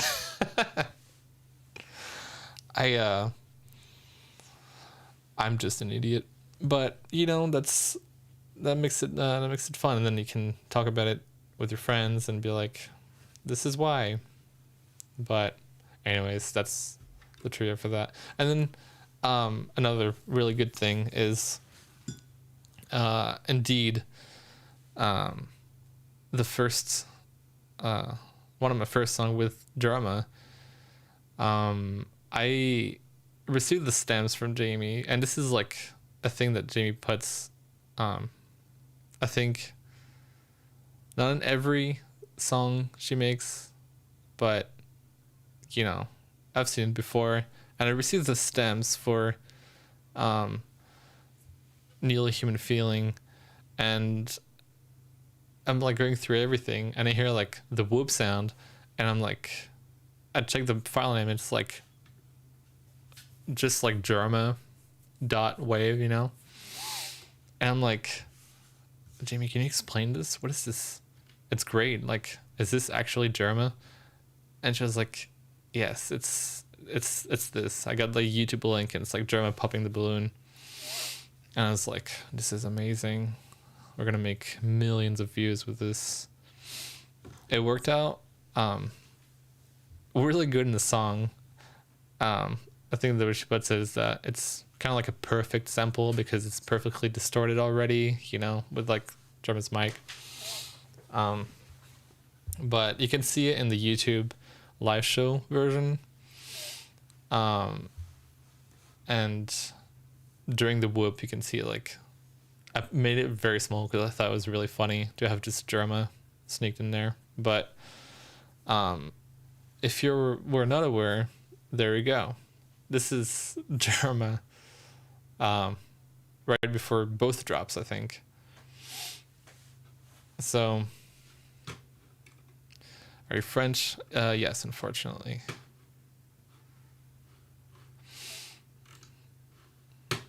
But yes, huge Jamie Page fan. Everything she makes is like absolute peak, and in a very like exciting, annoying way. I'm like, God, I wish that was me, you know.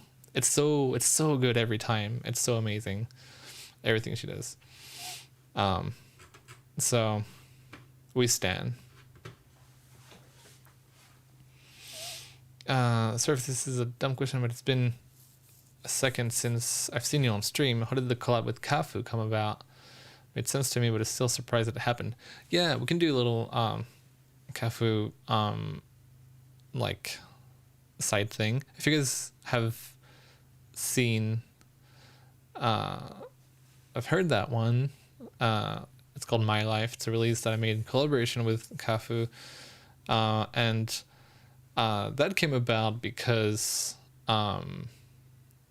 I worked in the past with people around Kafu, and I was really into the whole project, and they were looking for more artists for the suite like project, which is where like track maker or like artist comes in and then kind of like works with Kafu in a way that's like, that's how they perceive her on a track, etc. So anyways, it kind of worked out in that sense, similar to like Kafu Circle. I worked with Rim for the Netflix commercial that I made like I don't know when that was, a few years ago.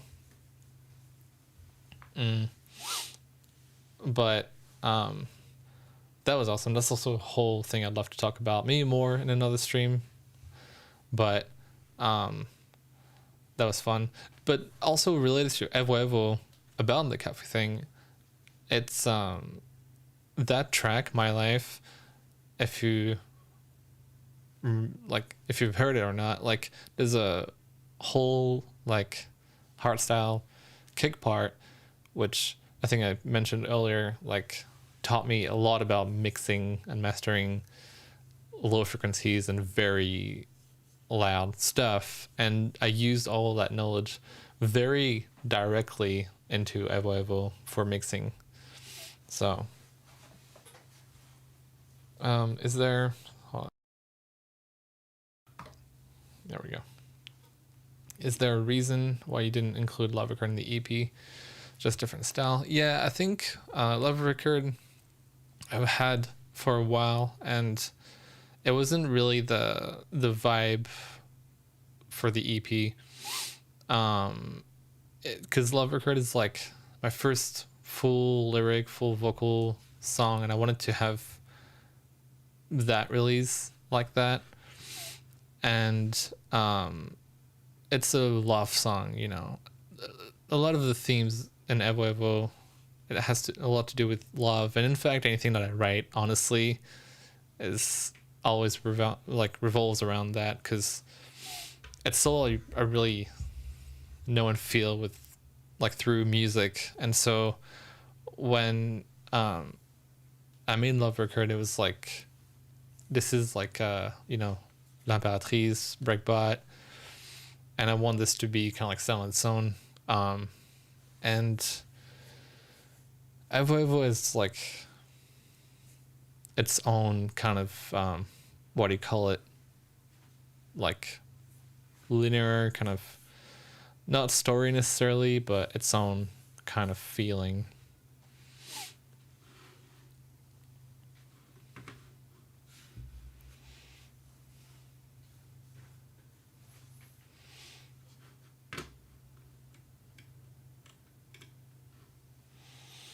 When we post your post identity stuff on Bandcamp,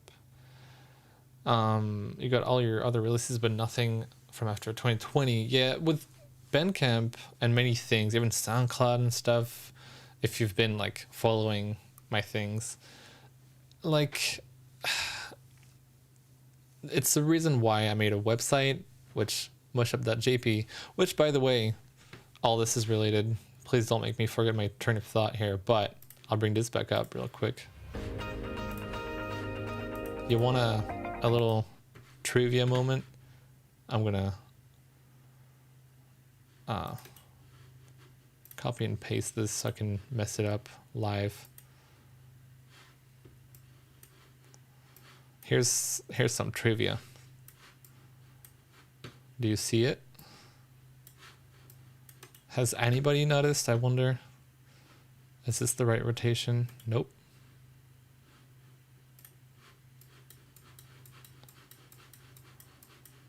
There we go. Trivia time. The website, my website, is in the MV. There's many little fun details, psychotic style, that went into it. But yeah. So if you go on that website, back to what you were talking about,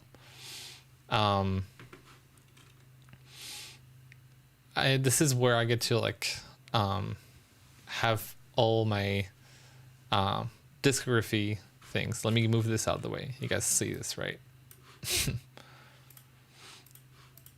I think, well, yeah, it's up there now. But my TLDR, to actually answer your question about why my stuff is like kind of scattered throughout the internet, is because of licensing. It's like, you know, I do a lot of releases in Japan, and depending on how, like, what it goes through, it's not something that, well, I own all my music, but it's not something necessarily I can put on Bandcamp at the time, etc. So it's been difficult to keep track, because a lot of the stuff is on a streaming service and maybe not another one, etc. So accessibility has always been a bit of a pain. But if you go on my website, which is on this cable up there, you should see a fairly updated discography of everything that's officially released, as there's a lot of unreleased stuff you can find on the internet also. That's also no whole other story, but that's the way I keep the canonical way of things. If you're a Moe Shop fan, please check it out. It's got like everything, and I think it redirects as best as possible everything. But yes.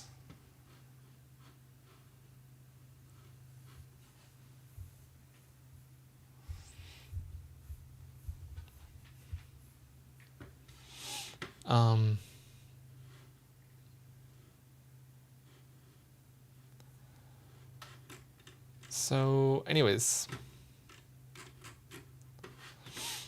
I think that's my rant about that. But let's see if I had anything else.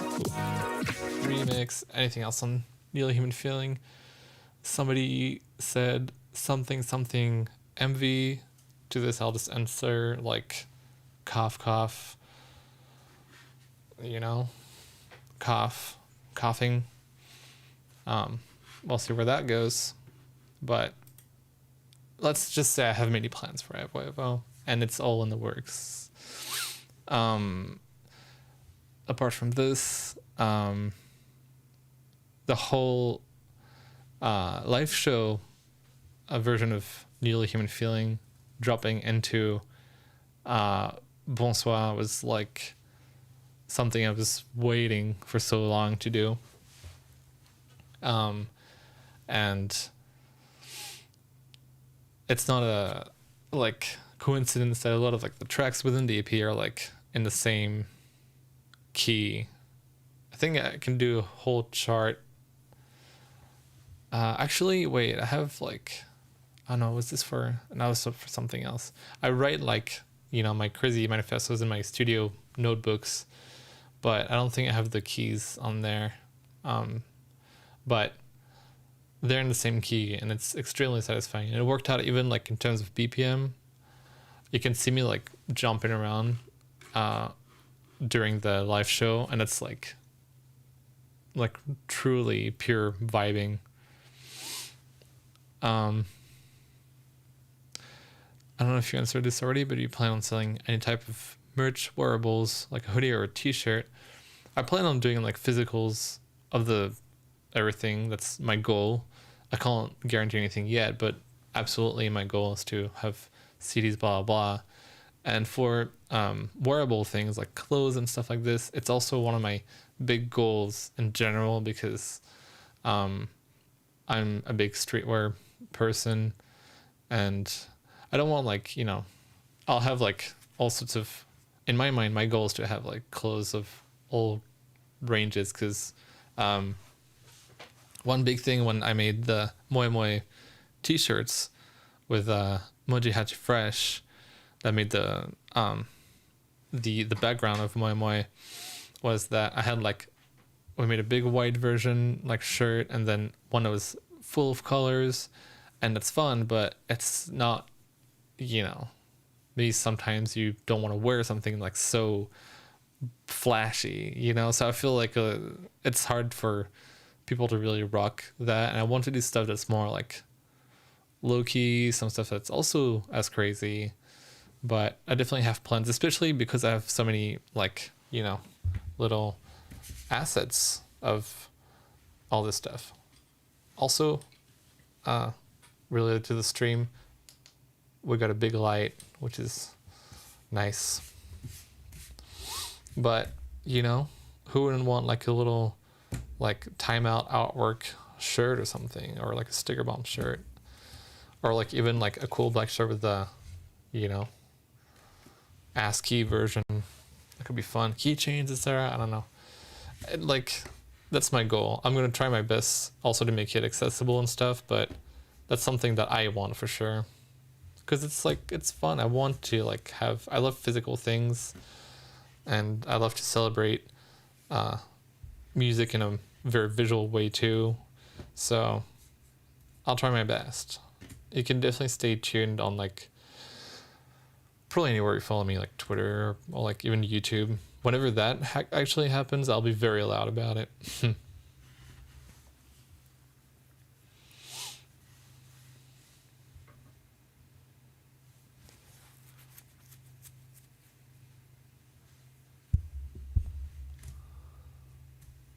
Put some background music.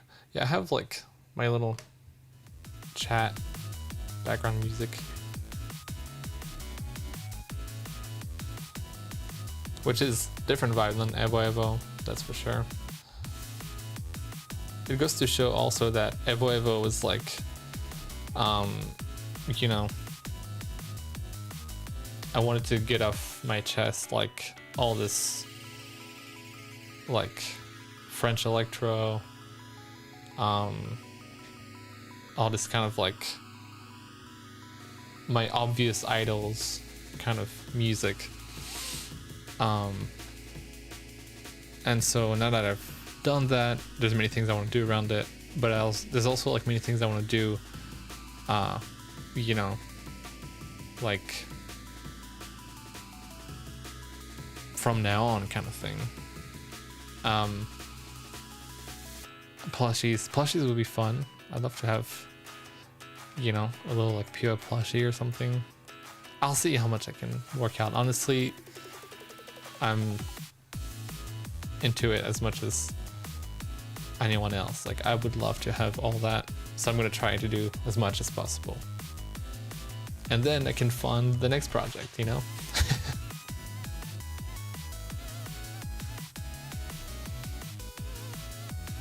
But one thing I definitely want to do more in the future is like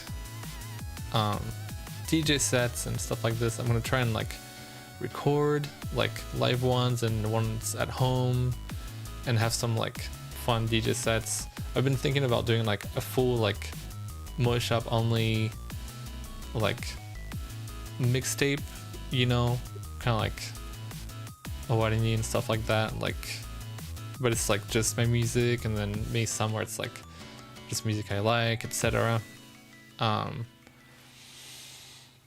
So that's one thing I want to do, just like you know, DJ mixtapes.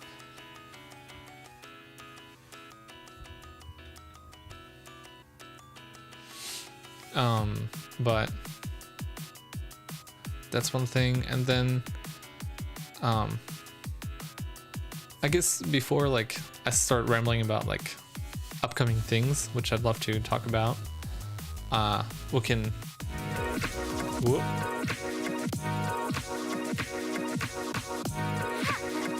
remix. We're doing a mashup today. Let's jump onto Encore to just like wrap it up, because all this time we still haven't listened to the whole EP properly. But I also want to talk about like upcoming things, which will be fun. So let's do you guys want to listen to Encore and just wrap the EP, and then we talk about it? This is the last track of EVO EVO, which, if you're just arrived or if you haven't heard, is actually a resampling of Complications. So Complications Part 2, aka Encore.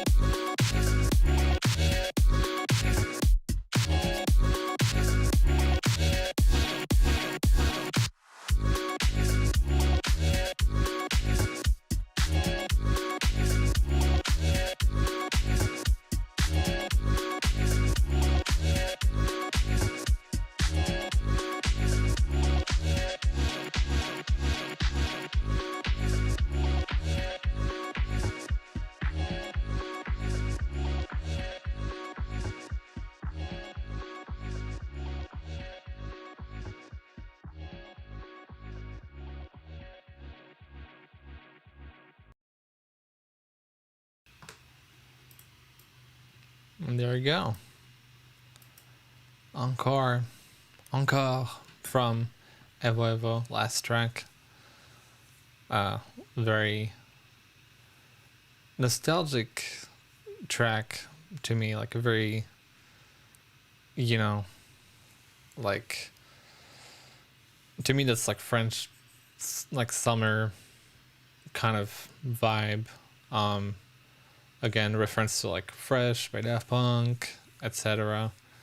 I just wanted like I wanted to have like a chill looping track like this, and the only reason it goes a lot harder, the drums at the beginning, is because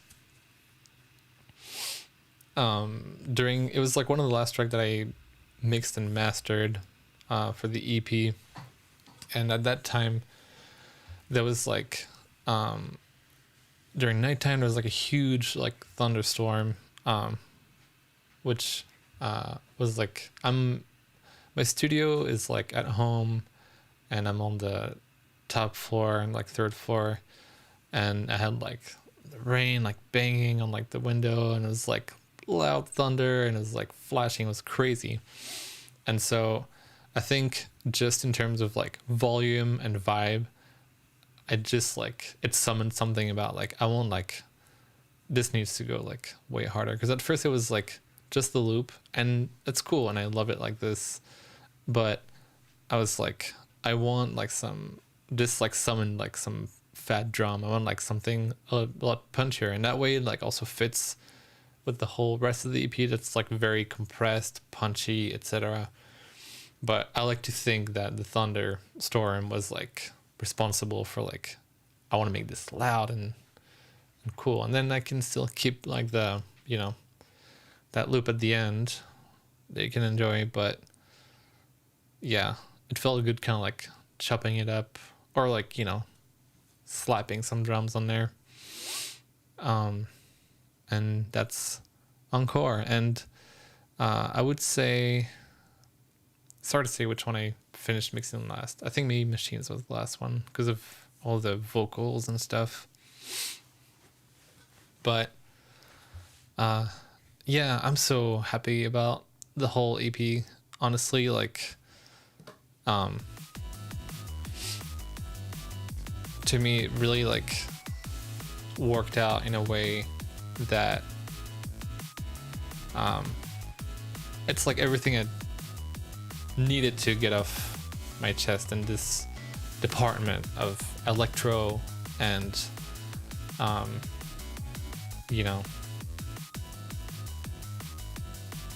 big tribute of like all my idols and stuff. So there's many influences to the EP, I would say, but overall it's like I feel like I finally got to like really do something like very French, and I'm really proud of it. It's cool. It was so intense in a very exciting way, but it was like so much like I felt like I wanted to like I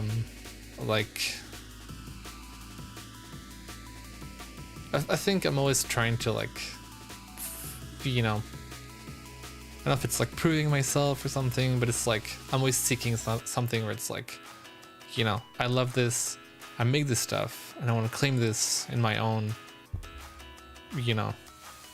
area. And it felt really satisfying to have like something come together. It was hard to do, but we did it. It's so good. I'm so happy.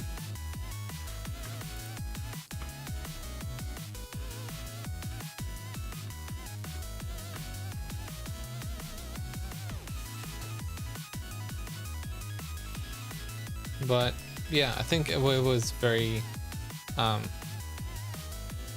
kind of natural evolution. And I remember telling Jamie Page like, this is placeholder, but I think I'm gonna call it EVO EVO. Like, but it might be a little chill on the nose. It's kind of silly. you know, but she was like, I love it. I think it's like, you know, sometimes on the nose is good too, you know. It's like, I feel like you don't need to like go too meta or anything. So yeah, it's a good one, and to me it really marks like personally like climbing back the way I want to make music and make art, like sonically, visually, etc. And it's like, okay, it's like new beginning, new era, whatever you want to call it. It's like, you know, we're so back, you know, I can just do this however much I want, how often I want. And the reality is that I want to keep myself very busy like this. I want to do like this stuff all the time. Visual, like being so involved in everything is like so, like, you know, fulfilling. It's so good. So with that in mind, I feel like EVO EVO marks like a nice like new beginning, and I'll be doing more French things. I'll never stop doing French things, you know, but I feel like as an artist I'm very I kind of have like let me get closer to chat a little bit. I think I had, okay, that's better. I do French stuff, and I do very internet stuff, internet music, and it's like the two things that I just can't not do, you know. So upcoming too, you can just expect like a lot of I wanted to do, here's like me like spitting out like all this sort of stuff I'm thinking of doing, but that I can't confirm because I haven't started necessarily. But I want to do a whole kind of like complex electro house release. Nothing new, I've done this before, but even more so like old school style. I want to make, I've rambled a little bit on Twitter about it, but I want to make like a whole Miku EP. If you're unaware, I'm a like huge Miku fan, and that's like, I feel like is gonna be the next bigger thing that I want to do, and I want to do it good and proper. So I don't know, maybe we'll see how it goes. If we want to talk about like upcoming things, I actually have a whole concept EP pretty much ready. It's a little different, but this is something new that I have, and I feel like with this new era of how I want to do things,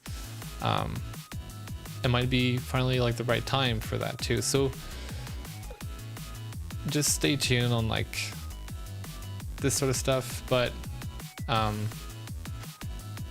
you know, it's hard. I'm like talking about this, but also trying to like filter how much I actually want to share necessarily, because you know, I want to surprise you guys. I want to surprise everyone. It's fun. You don't want to know too much, but it worked out this way because like, you know, EVO EVO itself is a lot of tracks that I've had for a while, a lot of record I've made a while ago, and in between too I've been making music, so I have so much music in the vault. But within all this, I actually have a coherent project that I've pretty much finished a while ago too. And don't get me started on the album. Now that, who knows whenever that could happen. But I'll have you know, I made basically an album worth of music before EVO EVO. So do what you will with this information. I'd love to do something coherent of this too. But it's been so long that, you know, I've changed as a person, so who knows, maybe I'll kind of like pick it apart and do something with that.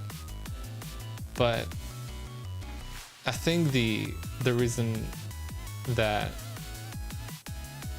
I didn't release an album yet because at that time I didn't have the right environment, and EVO EVO came the way it did because it's like, okay, I'm just gonna do it my way and we'll see, and it worked out fantastically. It's just the way I want to do things. So now that I have sort of like things set up the way I want to, I feel very free, and I feel very like excited about like just, you know, being in charge of all this stuff. So yeah, no, I don't want it to sound like it's like the EP coming and an album. It's not really like this. This is my rambling about like I will take no responsibility about spilling this information, but because I'm the only person, you know, very involved in both of these things, I feel like I seek also validation of like, you guys, you know, I've been working hard the whole time, you know, I didn't take like, you know, much vacations. I've been like making music all the time, and I don't think anybody doubts that. It's just like, you know, how brains work sometimes. Anyways, your music has introduced me to so many different artists, and I love seeing references to the artists that inspire you in your own work. I'm so glad. Yeah, I think like, you know, working with artists also introduced me to many people. I didn't know Kimisol before EVO EVO, and now I'm like a huge fan. If you want to check out her stuff, a track she released, I don't know when that was, called Transport en commun. Lovely. I love that stuff. Please release more Vault stuff. Yeah, that's the thing, is like, I want to release like more things, and I don't want to take too long between releases. You know, I did a whole EP, so I think for now maybe I'll stick to some singles or something. That could be fun. Thank you for the donation, Nerdy Nick. EVO EVO CDs when? Don't worry. Love your music, keep it coming. EVO EVO CDs as soon as possible. It's one of my goals. Again, no guarantees, but I'm trying to figure that out because I would love that. And it's like the whole theme, right? I haven't even talked about it, but like, you know, my new artist picture and the CD you see in like the TIMEOUT MV, like I've been obsessed with CDs and like digital media for this whole new like era of you know, my music. So CDs absolutely coming eventually. It's one of my goals.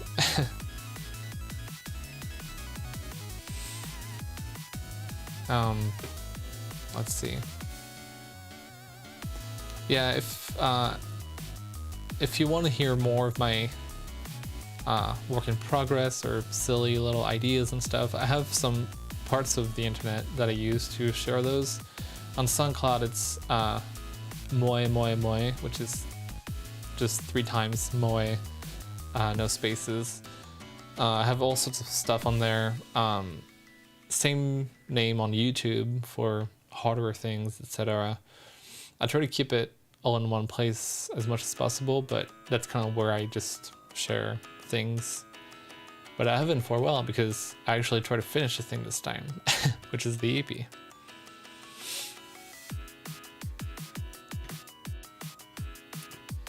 Love the look of your website. Study collaborated with Superstructure. What art style were you going after? What would you call it?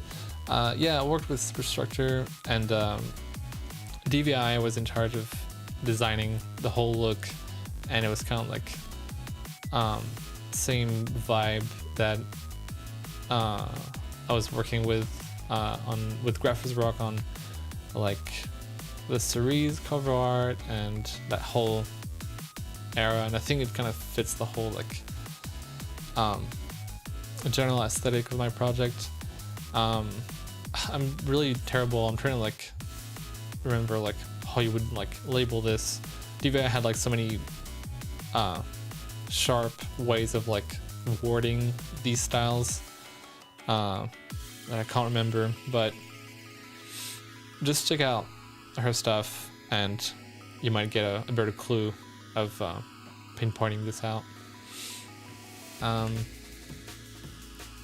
you think in a lot of music theory when making tracks? I think I have more awareness of music theory now than I did before, but honestly, the way I work on a lot of my music, especially with like EVO EVO and stuff like that, is I try to really explore musical ideas in a way that I'm very naive, you know, trying to do like a lot of happy accidents happen. So what I would do is maybe like set up a fun like modular patch like on Eurorack, you know, make like a melody sequence and then maybe chop that up and never really know where I'm going. And Eurorack in that sense too is a way to like play around and have a lot of like unpredictable things happen. So I think I use music theory as like foundations for like, okay, maybe this key, maybe this like modulation or something, but everything else I try to like leave it up to fate, you know what I mean? Like just whatever the vibe is what I try to like go for. I always go for like a feeling before I go for any technical things, but it's a handy tool.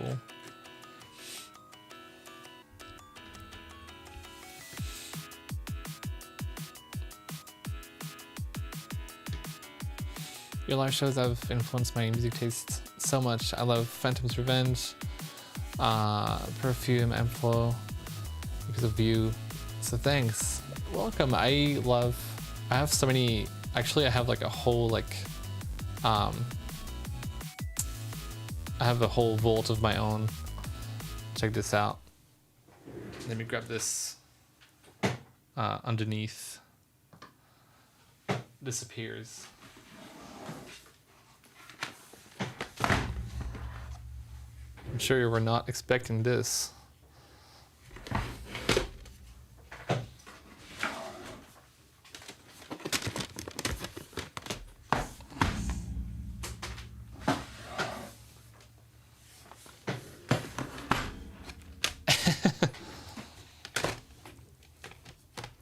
I can't even see most of the chat now. Great. There we go. But I'm a big Ampflow fan. I had like, where was it? Oh yeah, the CD's over there. I use them for soldering. I'll explain later. But this is my small CD collection. $600 tape. Yeah, we can talk about this maybe. Or is there anything to say? This is my own original copy. I don't think I have any other. There's also this guy.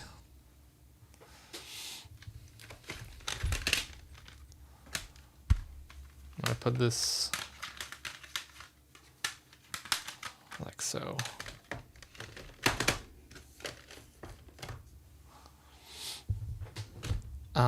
Ampflow mentioned, yeah, Ampflow is also a huge inspiration of mine. I think like with EVO EVO, that was like, you know, all my French inspirations really came through, but in general, otherwise, in other things that I make, M-Flow is a big one. Banger, so good. I love Crystal K also.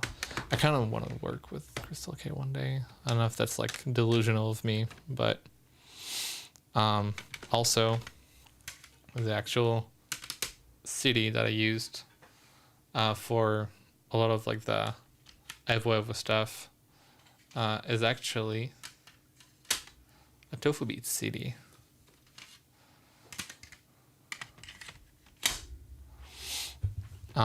But anyway, I think that's kind of fun. Banger, hold on, bangers on bangers. This is like, you know, if you want like some music to listen to, I'll just point and you can check it out. Fritz Clipper.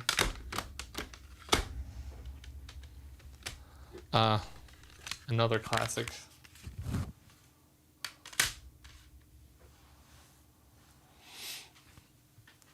Well, I don't have a Crystal K collab, but I have rearrangement that I've made. But yeah. Yeah, I guess like Bonsoir is kind of like M-Full-ish, kind of like verbal. That's definitely like kind of like the vibe I get. I've always wanted to work with verbal also. Let's see.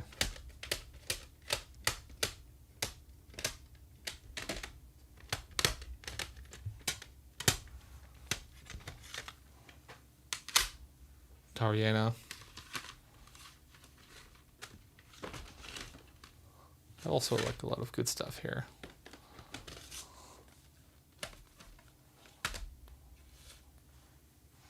I don't know why I'm doing this, but you can kind of get a vibe. I have, because like right there you can't really see, but I have like my whole CD player, which is why I keep them right here.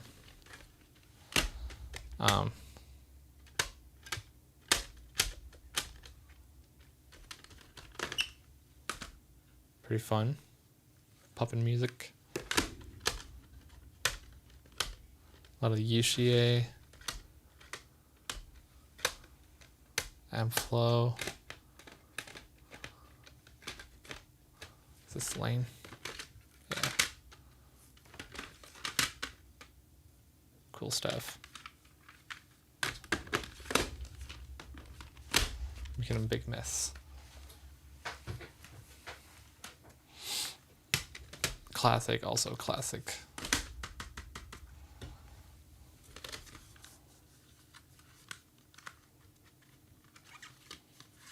Yeah.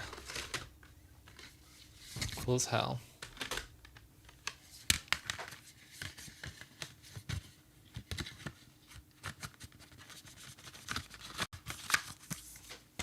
I want to make, this is why I want to like do more like DJ sets and stuff, so I can just like play all this. But yeah, it's not a huge collection. I try not to hoard too much. I'm not necessarily like really curating either. It's just like things over the years, but you know, I want to hear this club classics.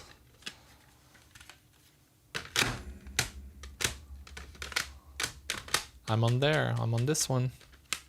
Ever heard of Cyber? Yeah.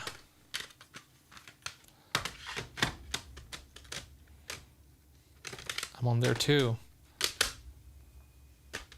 Hade Yukai rearrangement with Santari Nomu. Very unexpected collab.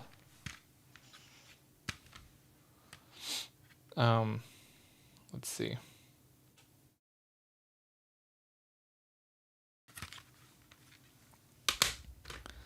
Have you heard this one? Memoria Floor. Ooh, anyways, classic.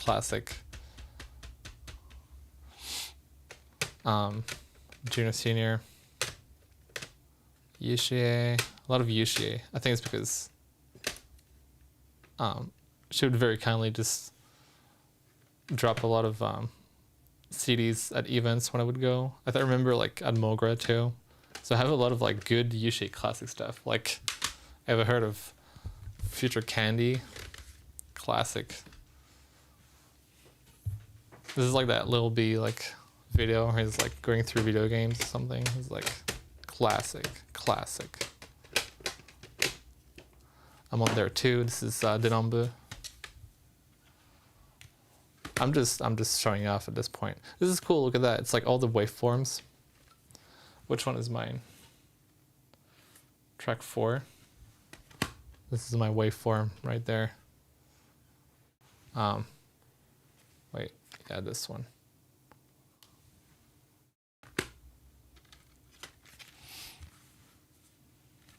Cool artwork too.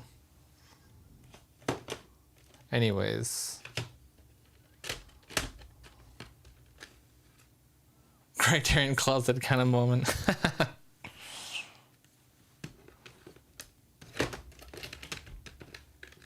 Criterion Closet with your own collection.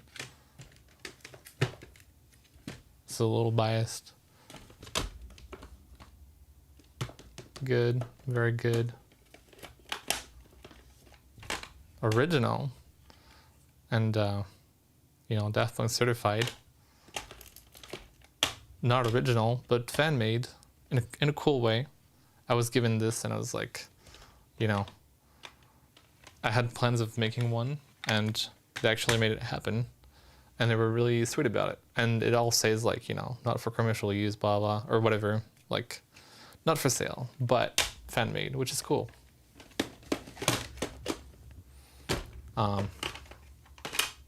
Classic. See, I want to make stuff like this again, you know. Can I zoom in on this? Look at that. That's cool.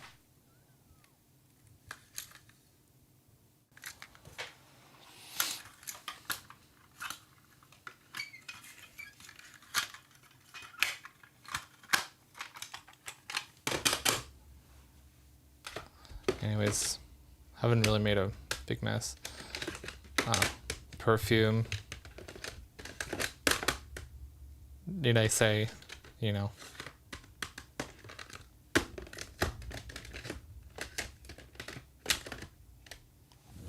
Like, oh yeah, I have some Puridan, cool.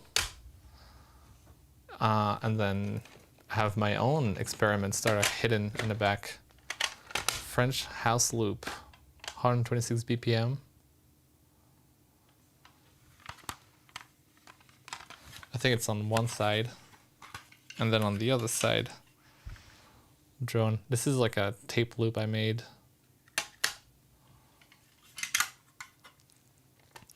And then look at that. Now we're like in the literal physical vault of things. Vaporwave experiment.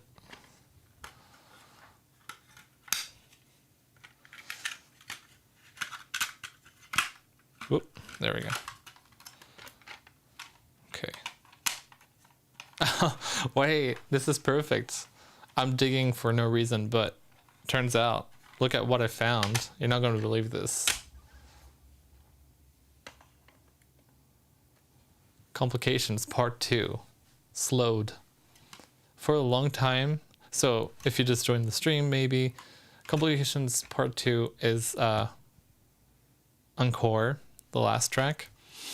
And I was thinking for a long time before releasing the EP that it would be like a physical like only bonus track. And so I was like, maybe I'll like you know, this track will only appear on CDs, vinyls, etc. And then on tape, it will be on there too, except it would be like a slowed / you know, vaporwave kind of thing.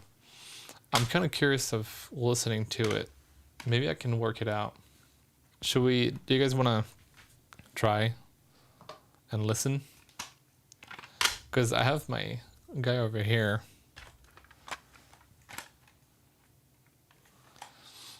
I'll put these guys back in their place.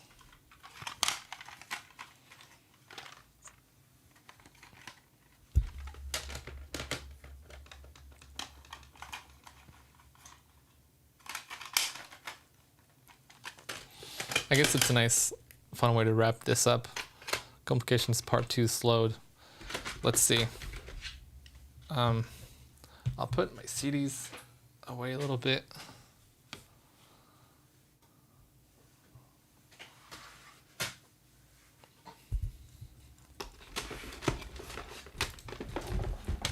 Whoa, sorry about the mic.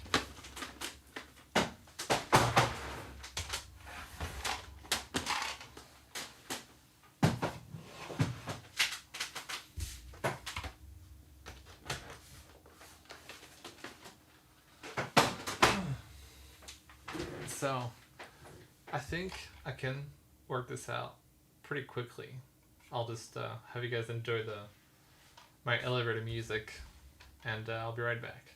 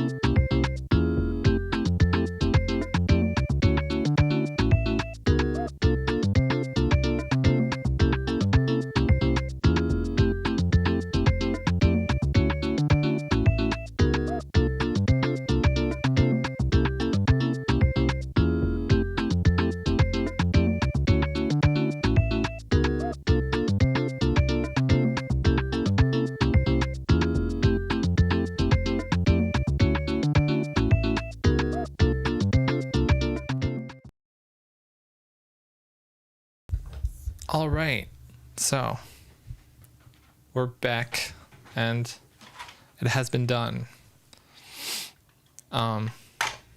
So let's see it there. This way.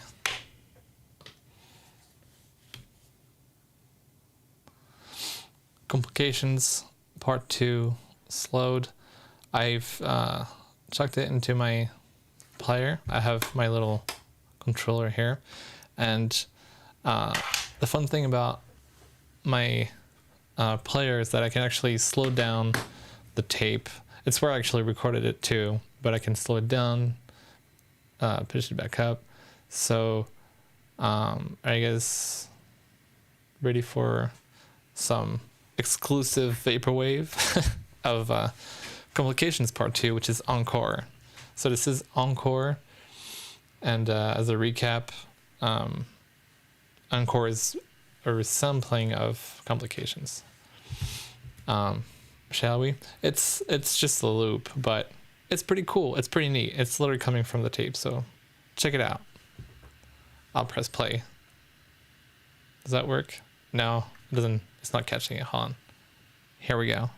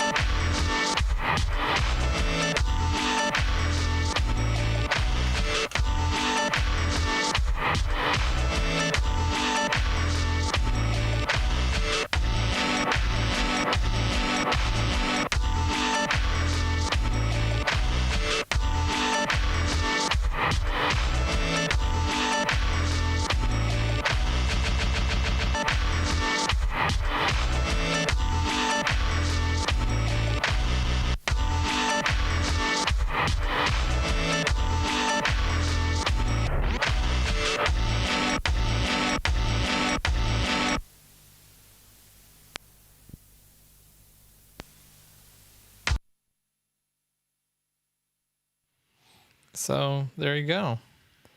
I hope my level's all right, because this is all within the same mixer. I have I think I took a few different takes because I was trying to work out the input volume, and if you want to hear this, don't worry, technically it's the same volume, but I have a crazy bass boosted clipped version, which is the very first recording. Do you guys want to hear it?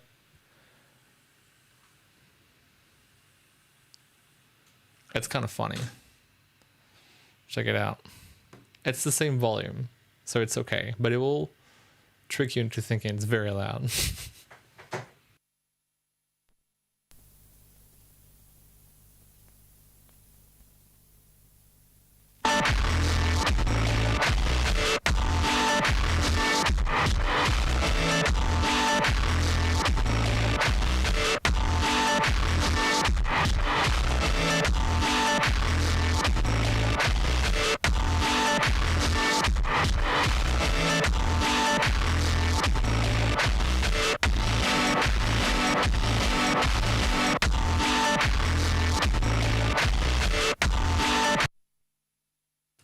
Anyways, you get it. So, but if we go back to the normal recording where I actually worked it out, it's a little too crunchy for me. Even for me, it was like a little too much. I can actually slow it down even more. So let's check that out. All right, that's still the loud one. I haven't noted down the place. There we go. So now we're on the normal one. Just slow it down.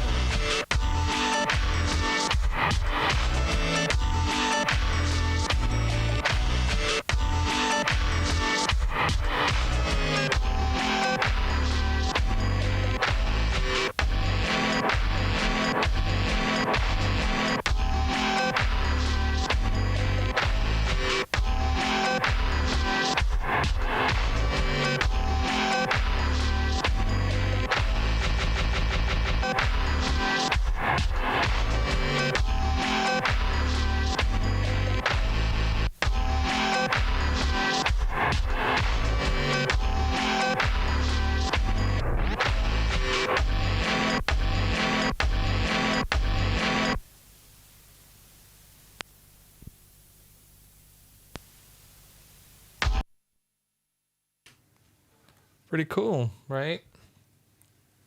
So I think around that time too, I was doing a lot of like vaporwave-ish things. I have like the other loop that I have, but I have to go through it maybe for another stream. But pretty cool, right? Like I think I was like, I wanted to be like, if I'm gonna do a physical one, like have that on the EP, then I'll do the proper tape slowdown, and it sounds pretty good. So maybe I'll like, you know, release that in some form one day. Maybe do a physical, you know, release of the slowdown version. Technically, you could get your hand on the tape that I will eventually, who knows, release and do it yourself. But as you can see, I think I played around with like my 404 or something. So pretty fun. Anyways,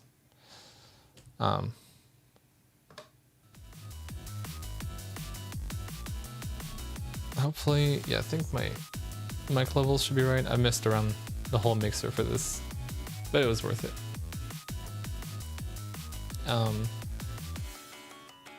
Do you ever plan on touring in the Americas? I would love to go around a bit. I think I'd want to like figure out some kind of like live show setup, which I have, and you can check on YouTube. EVO EVO Studio Live. All of this is like gear that I actually own, so really I just need, you know, a way to bring it around and figure out venues or something. I've not really looked into it just yet, but it's something I absolutely want to do because it'd be so fun, you know.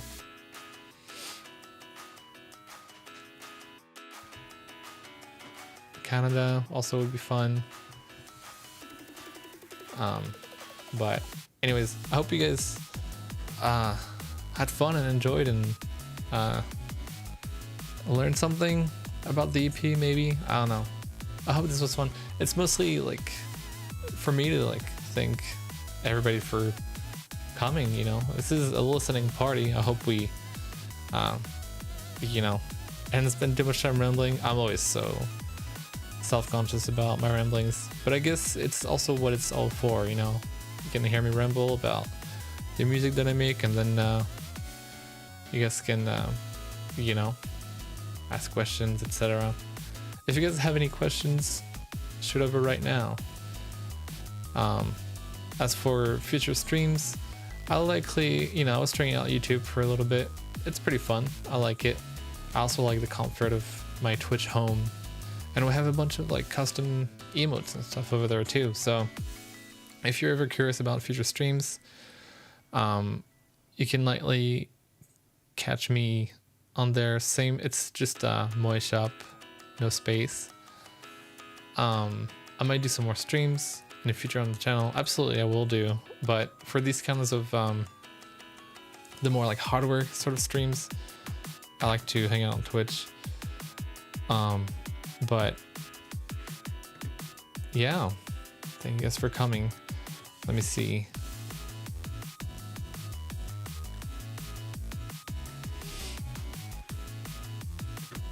Fortnite collab.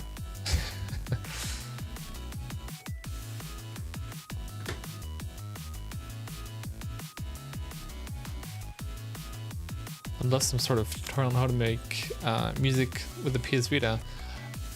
Sure, I have streamed before like PS Vita music production with the fun software and games you have on there.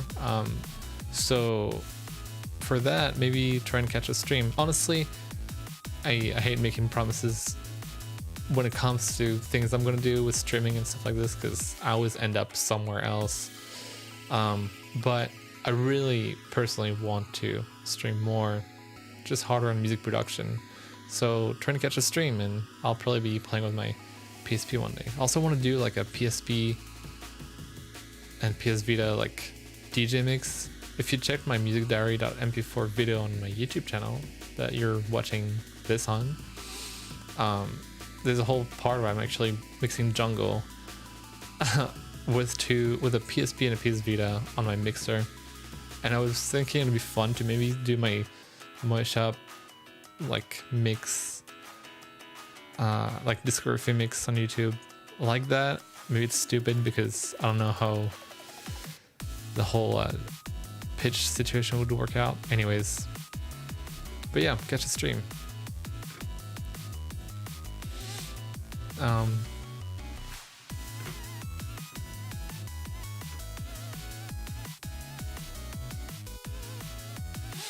repeating myself, but EVO EVO has been the most fun I've had with music in a while because it activates that French sound fan side of my brain, just making all the connections with inspiration. That's a fun, thank you, Emilio. I'm really glad how it seemed to have resonated with a lot of the same French, like, enjoyers of music, you know, like a lot of like the Daft Punk fans and stuff. It's like, it's so obvious when you listen to it that I'm like, you know, a product of being a fan of Daft Punk and Justice. So I'm really happy to hear people say stuff like this.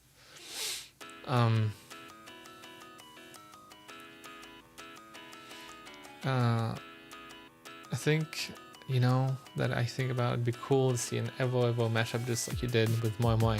It's pretty much what my YouTube Music Weekend Studio Live is when you think about it.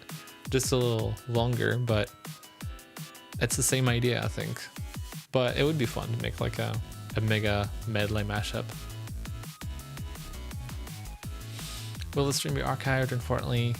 Unfortunately, I missed most of it. Yeah, to be completely honest, I'm very like, you know, I feel awkward when I rewatch myself streaming. So every time I stream, I usually kind of like hide it in a corner because I'm like, oh my god, I sound stupid. But for the sake of like, you know, the listening party, I'm gonna keep it on the channel, like unlisted or something, at least for a bit. Maybe I'll make an edit of it that I can share somewhere so that it's like a little more, you know, concise with how I like to share my things. But it will be around, so you can watch all of it. But yeah, more Moe Jungle beats, all for that. Yes, I love jungle. If you want to hear me making jungle or my jungle releases, I actually go by another alias. That's pretty niche, I feel like. Maybe, I don't know, maybe some of you know, but Lycopene, that's Lycopene. And I've made a few releases by now. I've made one remix of Lena Rain, Insomnia. It's official and it's cool. And I've made a track called Axis on We're Massive Volume 1, which is a big jungle compilation, which I was in charge of making the visual identity for it. And I made another track called Submersion, I think is what I called it. Yes, Submersion. And that's for We're Massive Volume 2, which I also made the visuals for, and it's cool. So will we ever get a Lycopene EP? Who knows, maybe when I have too much time to spare. Maybe like it could be a fun like streaming thing or something. But yeah. Have you met some seiyus while working at Denambu? I have actually. I've met like pretty much well, most of the seiyus, but for the what's it called, Denambu, one of the live shows we've done, we get to like all hang out in the backstage, and everybody's really charming and sweet. Brendan, but you got me into Cloma clothes. Nice. You've been Cloma pilled. I don't wear as much Cloma anymore, but I think I'm in my whole French era of just, you know, I'm a step away from wearing leather like Justice, I don't think I'd ever wear leather though. I like big hoodies. Been listening for over 10 years and I'm 23. Oh, I feel so old. I'm 27. That's awesome though. I see like comments popping on YouTube and other places, whether it's like old stuff or I guess on the new stuff, being like remembering me being like, oh, like Moe Shop, my childhood, and I'm like, your childhood? But that's sweet. By the way, I love your VTuber. Thank you. This is actually the second version. There was another version that I used on Twitch. You can see some of my older live. I think people are archived on YouTube somehow. But yeah, it was made by Tuzu, which you can have a link in the description if you want to check out there. I think I linked their Twitter. Hopefully that's a good hub. But they did a lot of things. We've worked together like a lot, including, you guys might know Flowrite. I did for Idolmaster, well, Gakumas. They made the whole MV, which is so awesome. They made a fan MV of Charm, and they've made pretty much everything you see that's Moe-chan related, which is this character.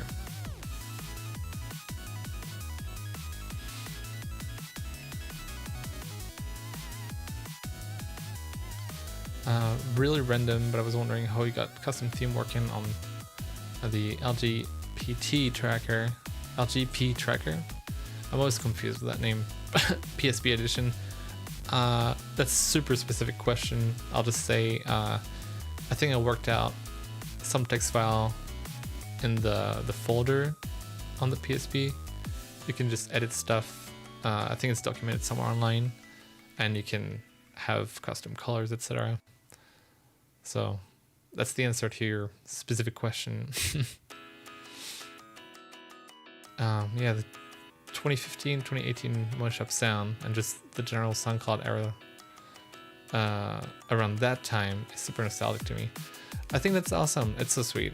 2018 is definitely nostalgic. It feels like not so long ago, but it turns out I'm not even gonna say the number of years.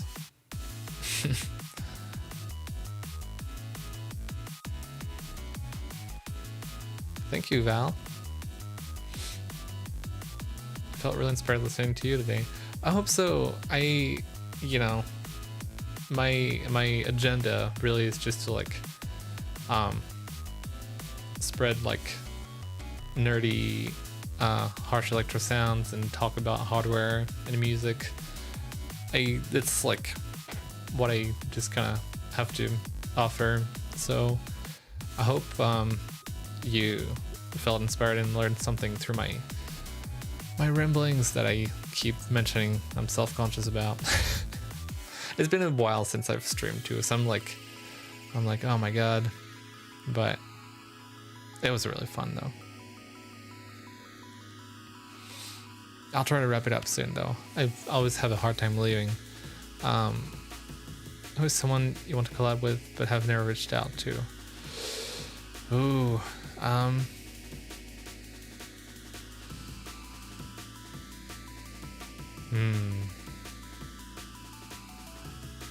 that's a hard one. I feel like, well, okay, maybe like, I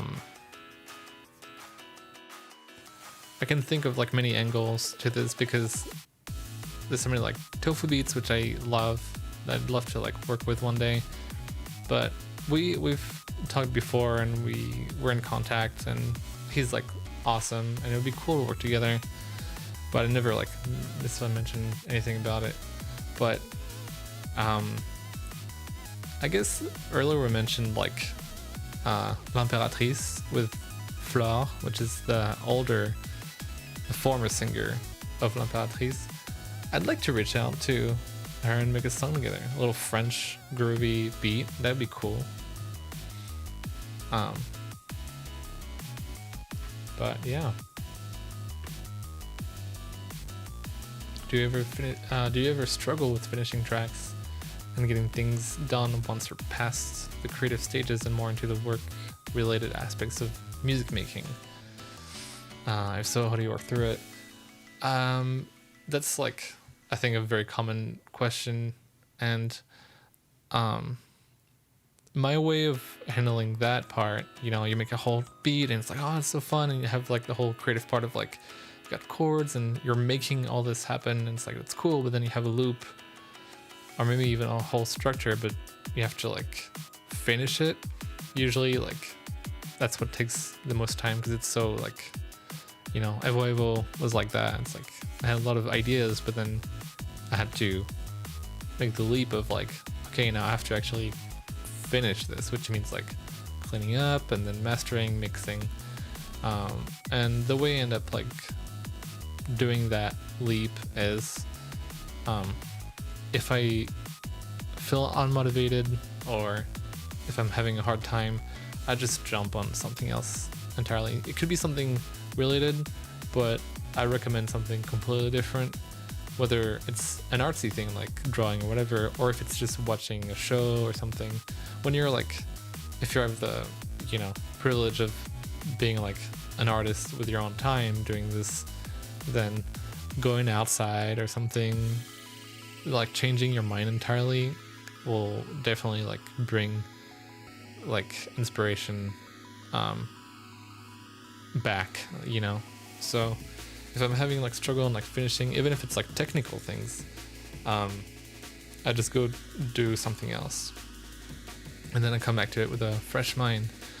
And if it's technical things, then I, you know, if you have the experience, or if you know what you know about mixing, mastering, or whatever technical things, then you just go through the beats, you know, just do it and apply everything that you know technically, and then you can always come back and polish it. But taking breaks is important. Or at least it works really well for me. I'd recommend it.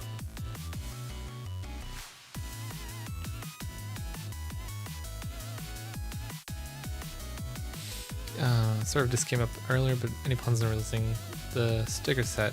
Yes, I'm working that along with physical things, so stay tuned for things like that on SNS, you know, Twitter and whatnot.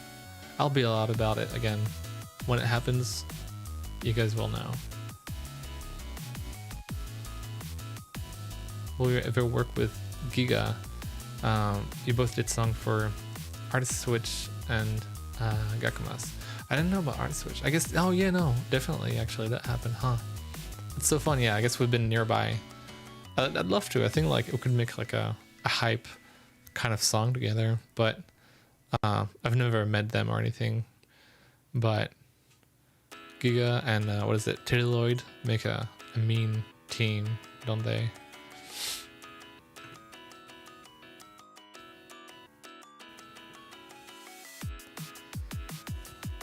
Have you ever incorporated the original Roland 808 in your music? Actually, yes, I have on Heartless, and you can even hear it even more during the YouTube music weekend, like EVO EVO Studio Live that I've made that you can watch on my channel. That's all like original 808 samples. I love the 808 kit, and even like what is it? Some songs I've made use the 808 kit like processed like hell. Maybe not something I've released yet. Which reminds me also, the kick on TIMEOUT, that's homemade, baby. It's all like plats on Eurorack. I made a whole like I have all sorts of sample packs that I've made. I've not like thought about sharing them yet, but related to that also, for the nerds out there, if you know the Zeptocore, you might know the Ectocore. Is that what it is? Yes. Which is a Eurorack module, and also its own like standalone version of like hardware of like chopping up samples. It's really good for breaks. I've made officially like, what is it, 16 loops? I think 16 for the ENCORE. So if you have that, you have some loops of mine. I think a lot of people are unaware because I had no time of talking about it online yet, but it's got some Vaporwave stuff on there. It's got some my SoundCloud stuff. So that's some fun trivia. All right, last few questions, and then I'll release my hostages.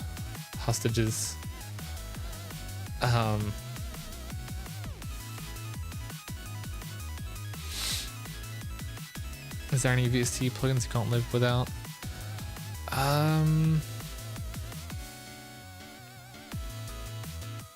Honestly, I don't know. OTT. OTT's a good one.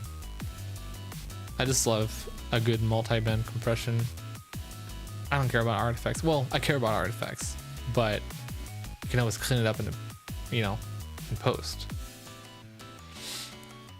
You're a VTuber now? Awesome. Thank you, Becca. Yeah, this is like my live stream forum. But yes, I plan to do a lot more streams, so please follow me on Twitch, because I don't know how often I'll do YouTube, and Twitch has, as I was saying, like a bunch of emotes and stuff, so it's really fun.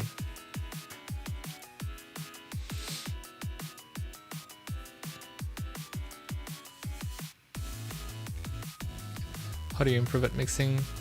Just over time and listening to a lot of the music you like. If you like, in my case, I love Daft Punk and Justice. I learn about like whatever hardware they might use and whatever mindset they have behind it. And usually for mixing, I don't know. It's something I'd say you build your ear over time, but it's good to like break down your favorite artists, I would say.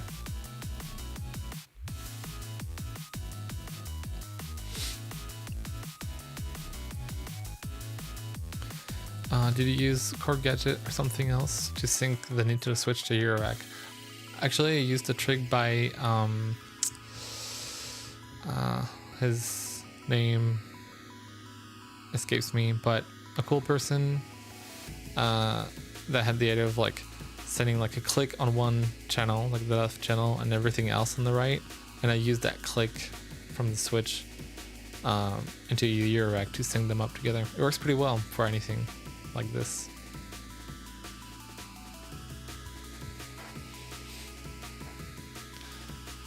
What are your favorite anime feature films?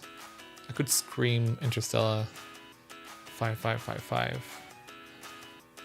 And so I will. It's just, perfection. And it counts, okay? But anyways, this is it for the stream. Thank you guys so much for coming. We did about 4 hours. That's pretty crazy. I talk so much. I hope you guys enjoyed me talking a bunch. And yeah, please look forward to a lot more music. Again, Miku, Miku, Miku. I think that's what I'm gonna do for the next undetermined amount of time. I haven't made that much new music in a bit, but I want to make Miku stuff.